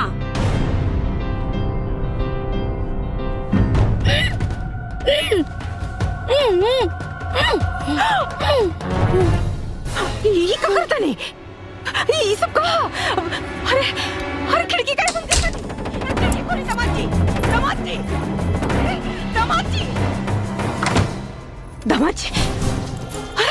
अरे दामाद जी बात तो सुने। अरे बेटा जी अंजलि के बंद कहीं नहीं है। अरे अंजलि के ना, एंजल के बेहोश के नहीं। केहू के भी, लेकिन बेहोश काहे कहीं नहीं है? मजबूरी बा। एकरा अलावा कोनो रास्ता नहीं के बच्चा के बचावे के।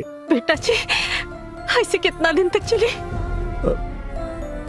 जब तक कोनो उपाय ना निकल जाए। बस आप इतना ध्यान रखिए, जब तक एंजल अंजलि ना बन जाए आप दरवाजा मत खोलो। उठले के बाद अगर वो हमसे पूछी कि हमरा के दरवाजा में कहे बंद केले रहलो तो हम का जवाब दे? कोनो बहाना बना दिया, वैसे उनके कुछ याद ना रहला।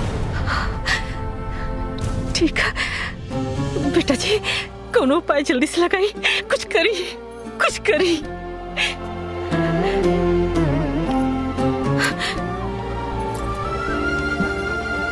हम कुछ उपाय सोचता नहीं।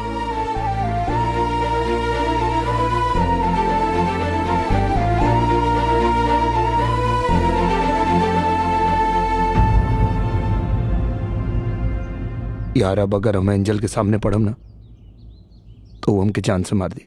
लेकिन उनकरा के बेहोश करे के का जरूरत रहे? अरे यार तू ही काले रले। एंजल जब पब जाई, दारू पी, सिगरेट पी, अब उनके रोके के कोनो आइडिया हमरा समझ में ना आई। अब जो नाइल तो उन कर देनी। वो सब तो ठीक बा, लेकिन अब आगे का कही जा? अंजलि भाभी पे नजर के राखी?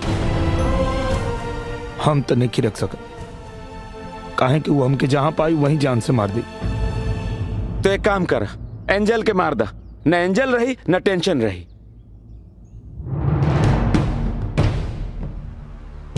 सही कहता रे तू। का एंजल के मार देता नहीं? एंजल के मार देता नहीं?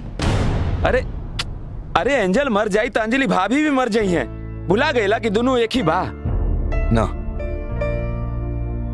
अंजलि और एंजल एक नहीं के। अंजलि सच बा और एंजल झूठ। एंजल के झूठा मर्डर करे के, नकली मर्डर। का नकली मर्डर? हाँ, नकली मर्डर।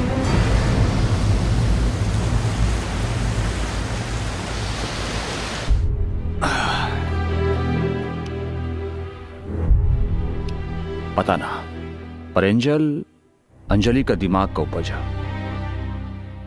अगर अंजलि के दिमाग में एंजल मर जाती है तब कमा सकेला तुम्हारा आइडिया। लेकिन ये तू करवा कैसे? हमार भाड़ा के गुंडा लोग उनके किडनैप करी हैं और उनका के एगो सुनसान जगह पे लेके जाए, वहां उनके नकली गोली मारल जाए। गन के गोली में नशा हुई और एंजल बेहोश हो जाए। अरे इतना ड्रामा करे के का जरूरत बा? साफ साफ अंजलि भाभी के बता दिया जाओ कि एंजल मर गई बिया। अरे एंजल अंजलि के दिमाग इस्तेमाल करे ले तो कहीं ना कहीं अंजलि के दिमाग में छप जाए कि चाहिए कि एंजल मर गई। एक खातिर ही ड्रामा कर जरूरी बा। बिल्कुल सही, यही ठीक रही। हेलो हेलो हेलो हेलो बेटा जी, बेटा जी, एंजल, नहीं नहीं, अंजलि अंजलि। अरे का बोला तानी? साफ साफ बोली। एक मिनट बेटा जी, एंजल अंजलि बन गए रहे। हम जब ये दरवाजा खुली कुछ गुंडा लोग गई ना, उठा के ले गई ना। का बच्चे के बहुत कोशिश केले से बेटा, बाकी जबरदस्ती उठा के ले गई ना। ओकरा के बचा लो बेटा। तू चिंता मत कर, हम अभी पुलिस स्टेशन जाता नहीं।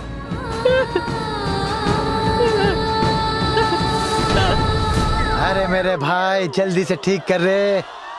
ए देवा, कहाँ फंस गया मैं? अरे मैं भी बीमार, गाड़ी भी बीमार, हालत खराब हो गई रे देवा। गाड़ी की भी और मेरी भी। मैं क्या करूं देवा? ऐसी जगह पे मेरी ड्यूटी रखा है, कुछ समझ में नहीं आ रहा मेरे। डॉक्टर बच्चन साहब। डॉक्टर बच्चन? अरे अच्छा हुआ आप आ गए। देखो ना, हम तो बीमार है ही, अब साथ में गाड़ी भी बीमार हो गई। खैर गाड़ी का छोड़िए, हमें ठीक करिए। अरे सर, मेरी वाइफ किडनैप हो गई है सर।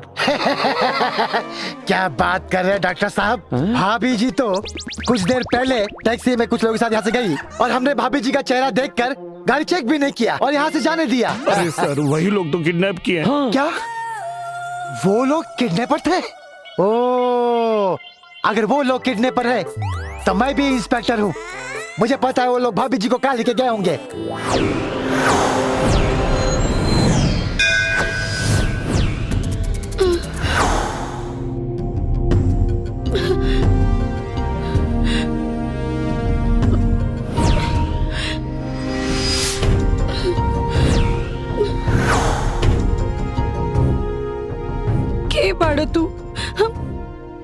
के यहाँ काहे ले आइल बड़ा? बदला लेवे खातिर। कैसन बदला? तोर मरद हमरा मेहरारू के सामने हमरा सच के नंगा के ले रहल। ए नाते युवा जहाँ तोनी के ब्याह भइल रहे, आज दुनिया के सामने तोर सच्चाई नंगा करे खातिर ले आइल बानी। कैसन सच्चाई? ये कि सुपरस्टार निरहुआ के मेहरारू एगो पागल हिया। जब चाहेली अपन रूप बदल लेवेली। पागल तो हमरा के तेल लागत बाड़े। बस थोड़ी देर में सब पता चल जाई कि पागल के हिया। बस खाली हमरा एंजल के आवे के इंतजार बा। के एंजल?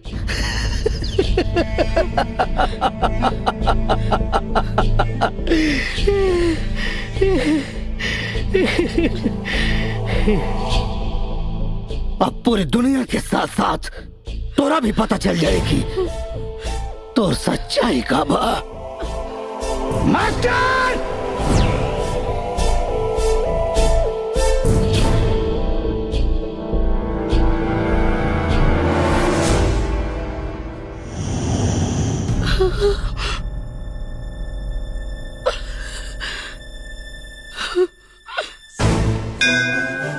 नास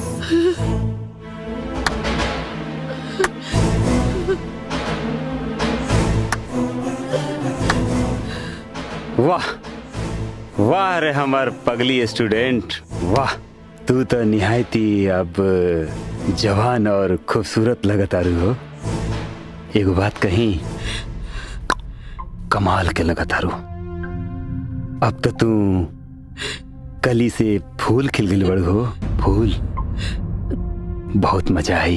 शुक्रिया बॉबी भाई, शुक्रिया। शुक्रिया बॉबी के ना, शुक्रिया देवे के बाद हमरे लइकन के दी जौन निरहुआ के कमजोरी ढूंढत ढूंढत तारा लगे पहुंच गए। शुक्रिया भाई लोग, शुक्रिया शुक्रिया। ए मास्टर जी, थैंक यू से काम ना चली। अच्छा फिर हमरो खातिर कुछ करा। काम चल जाई क्या एकरा से? चली ना दौड़ी। एकरा पीछे तो हम बहुत दिन से पड़ल बानी। ठीक बा, पहले हमके एकरा से निपट लेवे था, फिर तू लगन भी।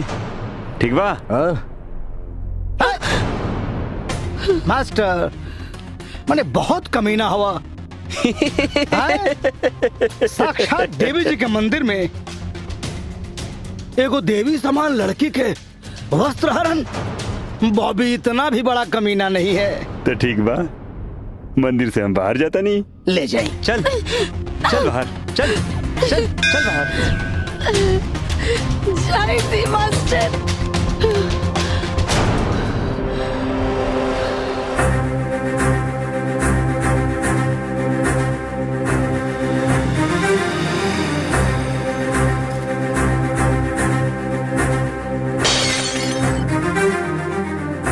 दोबारा हमके छुए के कोशिश भी मत करी हा। हमार बिटिया झूठ ना बोल सकत। मास्टर ते फिर आ गई ले। कैमरा ऑन कर। वीडियो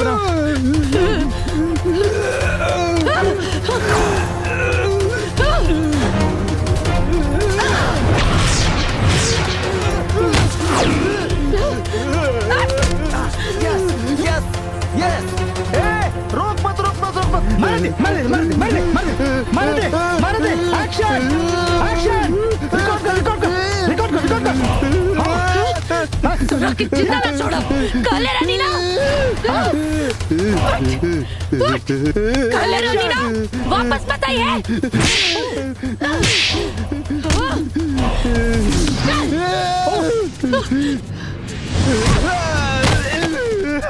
तोरा के तब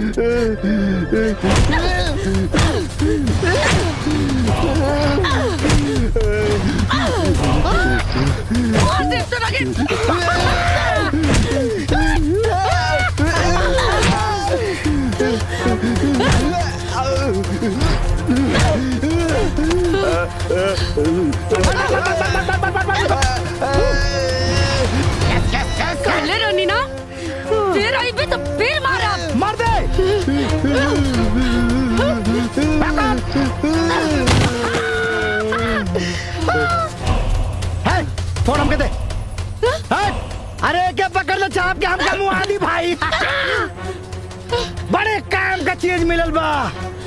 आओ बेटा, पूरी दुनिया के दिखाई तो सच्चाई, नंगा करके छोड़ो।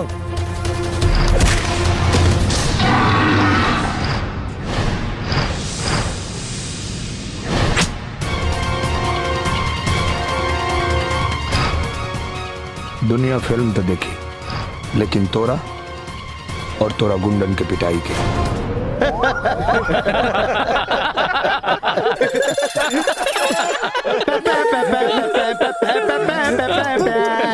दुल्हन रहे बीमार, अरे दुल्हन रहे बीमार, निरहुआ निरहुआ सटल रहे, मंगल चाहे सोमार जाके डटल रहे, अरे दुल्हन रहे बीमार, निरहुआ सटल रहे। बाकी एक बात याद रखिया, हम और हमारी गुंडा पार्टी तोहरा लड़की से सटे ना दे। शायद तोरा के पता नहीं के कि निरहुआ खाली सटल ना डटल भी रहेला। डॉक्टर साहब, ज्यादा जोश में मत आइए, ये लोग बहुत ज्यादा है और हम लोग बहुत ज्यादा कम है। मेरी फोर्स का इंतजार कीजिए, बस आती होगी। बुबली जी, ना ही ये डॉक्टर साहब हैं और ना ही आप बीमार हैं, ओके? ये डॉक्टर साहब नहीं है, फिर कौन है? अरे ये भोजपुरी के सुपरस्टार दिनेश लाल यादव जी हैं। निरहुआ। हाँ नीरू, अपना आपके निरहुआ समझा और मारे एक निके। कैमरामैन हरीश के साथ ओके। निरहुआ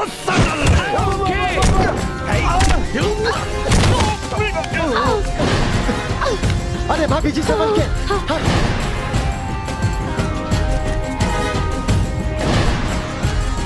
भाभी जी यहाँ छुप जाइए, आइए।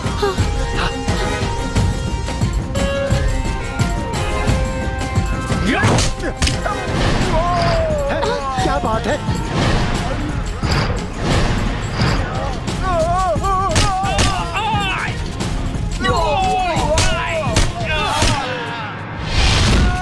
वाह, क्या चक्री घुमाया।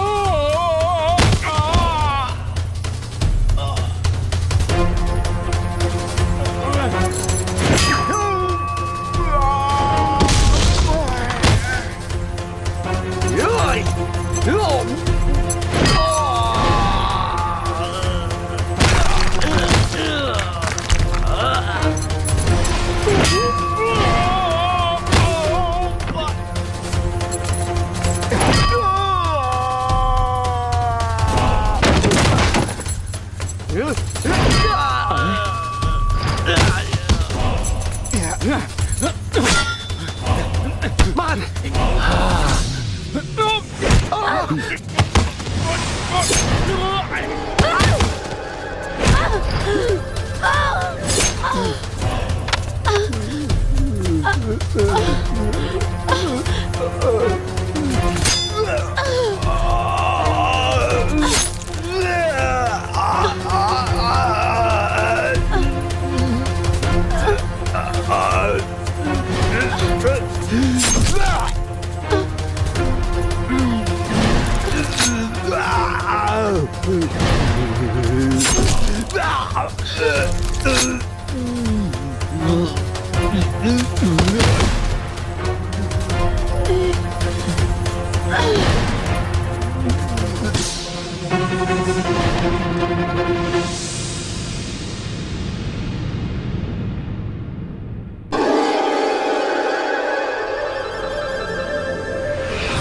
दुनिया के सामने तो सच्चाई नंगा करे खातिर ले आइल बानी।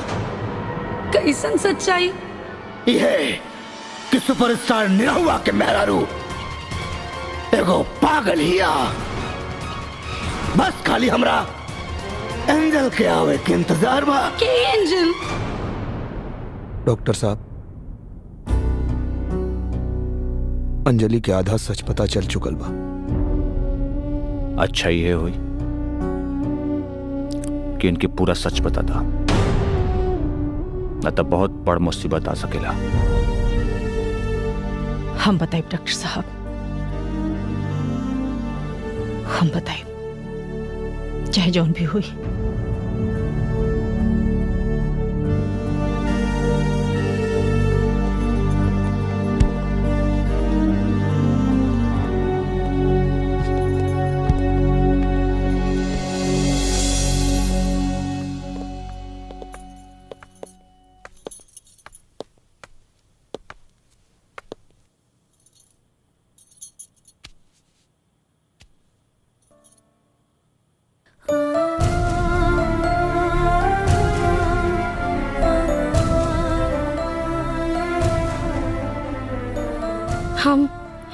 हम यहाँ कैसे? वो तोरा के कुछ गुंडा लोग किडनैप कर ले रहे। तोरा के बचाव में चोट लग गई। हम माई? हाँ, बच्चा एकदम ठीक बा। और मास्टर? वो तो मर गई। हाँ,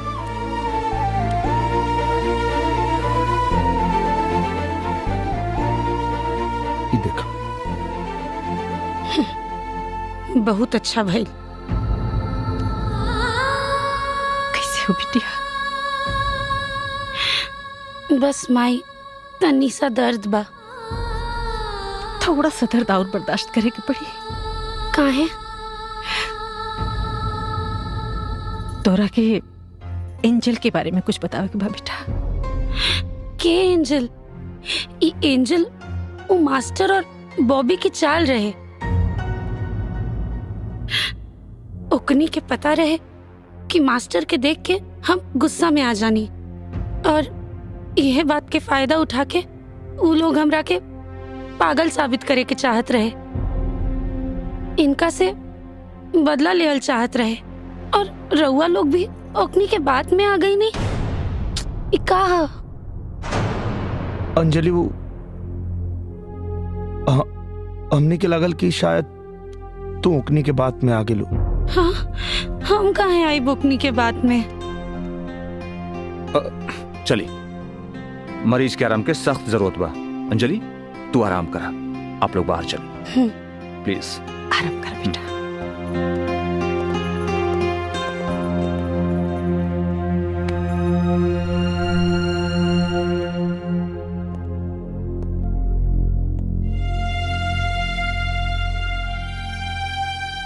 डॉक्टर साहब, आज तो हमने के सच छुपा लेने जा, लेकिन एक न एक दिन तो अंजलि की सच्चाई बतावे के पड़ी ना। एक जरूरत कब्बो ना पड़ी। काहे? कहे कि एंजल और अंजलि दोनों का नजर में मास्टर मर चुकल बा, और जब मास्टर ही दुनिया में नहीं खे तो एंजल आके का करी?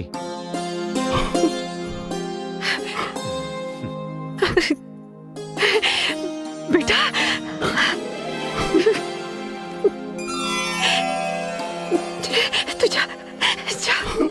ई सुने खातिर हमार कान तरस गई रहे कि अब एंजल दोबारा ना आई। और ये खुशखबरी सुन के हम भाग के अंजलि के पास गई और अपना अंजलि के गले लगा लेनी। लेकिन बेचारी अंजलि के ये बात के पता भी ना रहे कि हम इतना खुश काहे बानी। एंजल दोबारा वापस ना आईली और हम चैन की नींद सुते लगनी। लेकिन शायद चैन की नींद सुतल अभी भी हमरे नसीब में ना रहे, काहे कि हमारा घर में एक नन्ही परी आ गई बिया, जोना के नाम हम एंजल रख ले हैं। और हमार डबल ड्यूटी फिर शुरू हो गई, अपना बीवी अंजलि के और हमार नन्ही परी एंजल के। एक बार फिर से दुल्ही रहे बीमार, निरहुआ सटल रहे।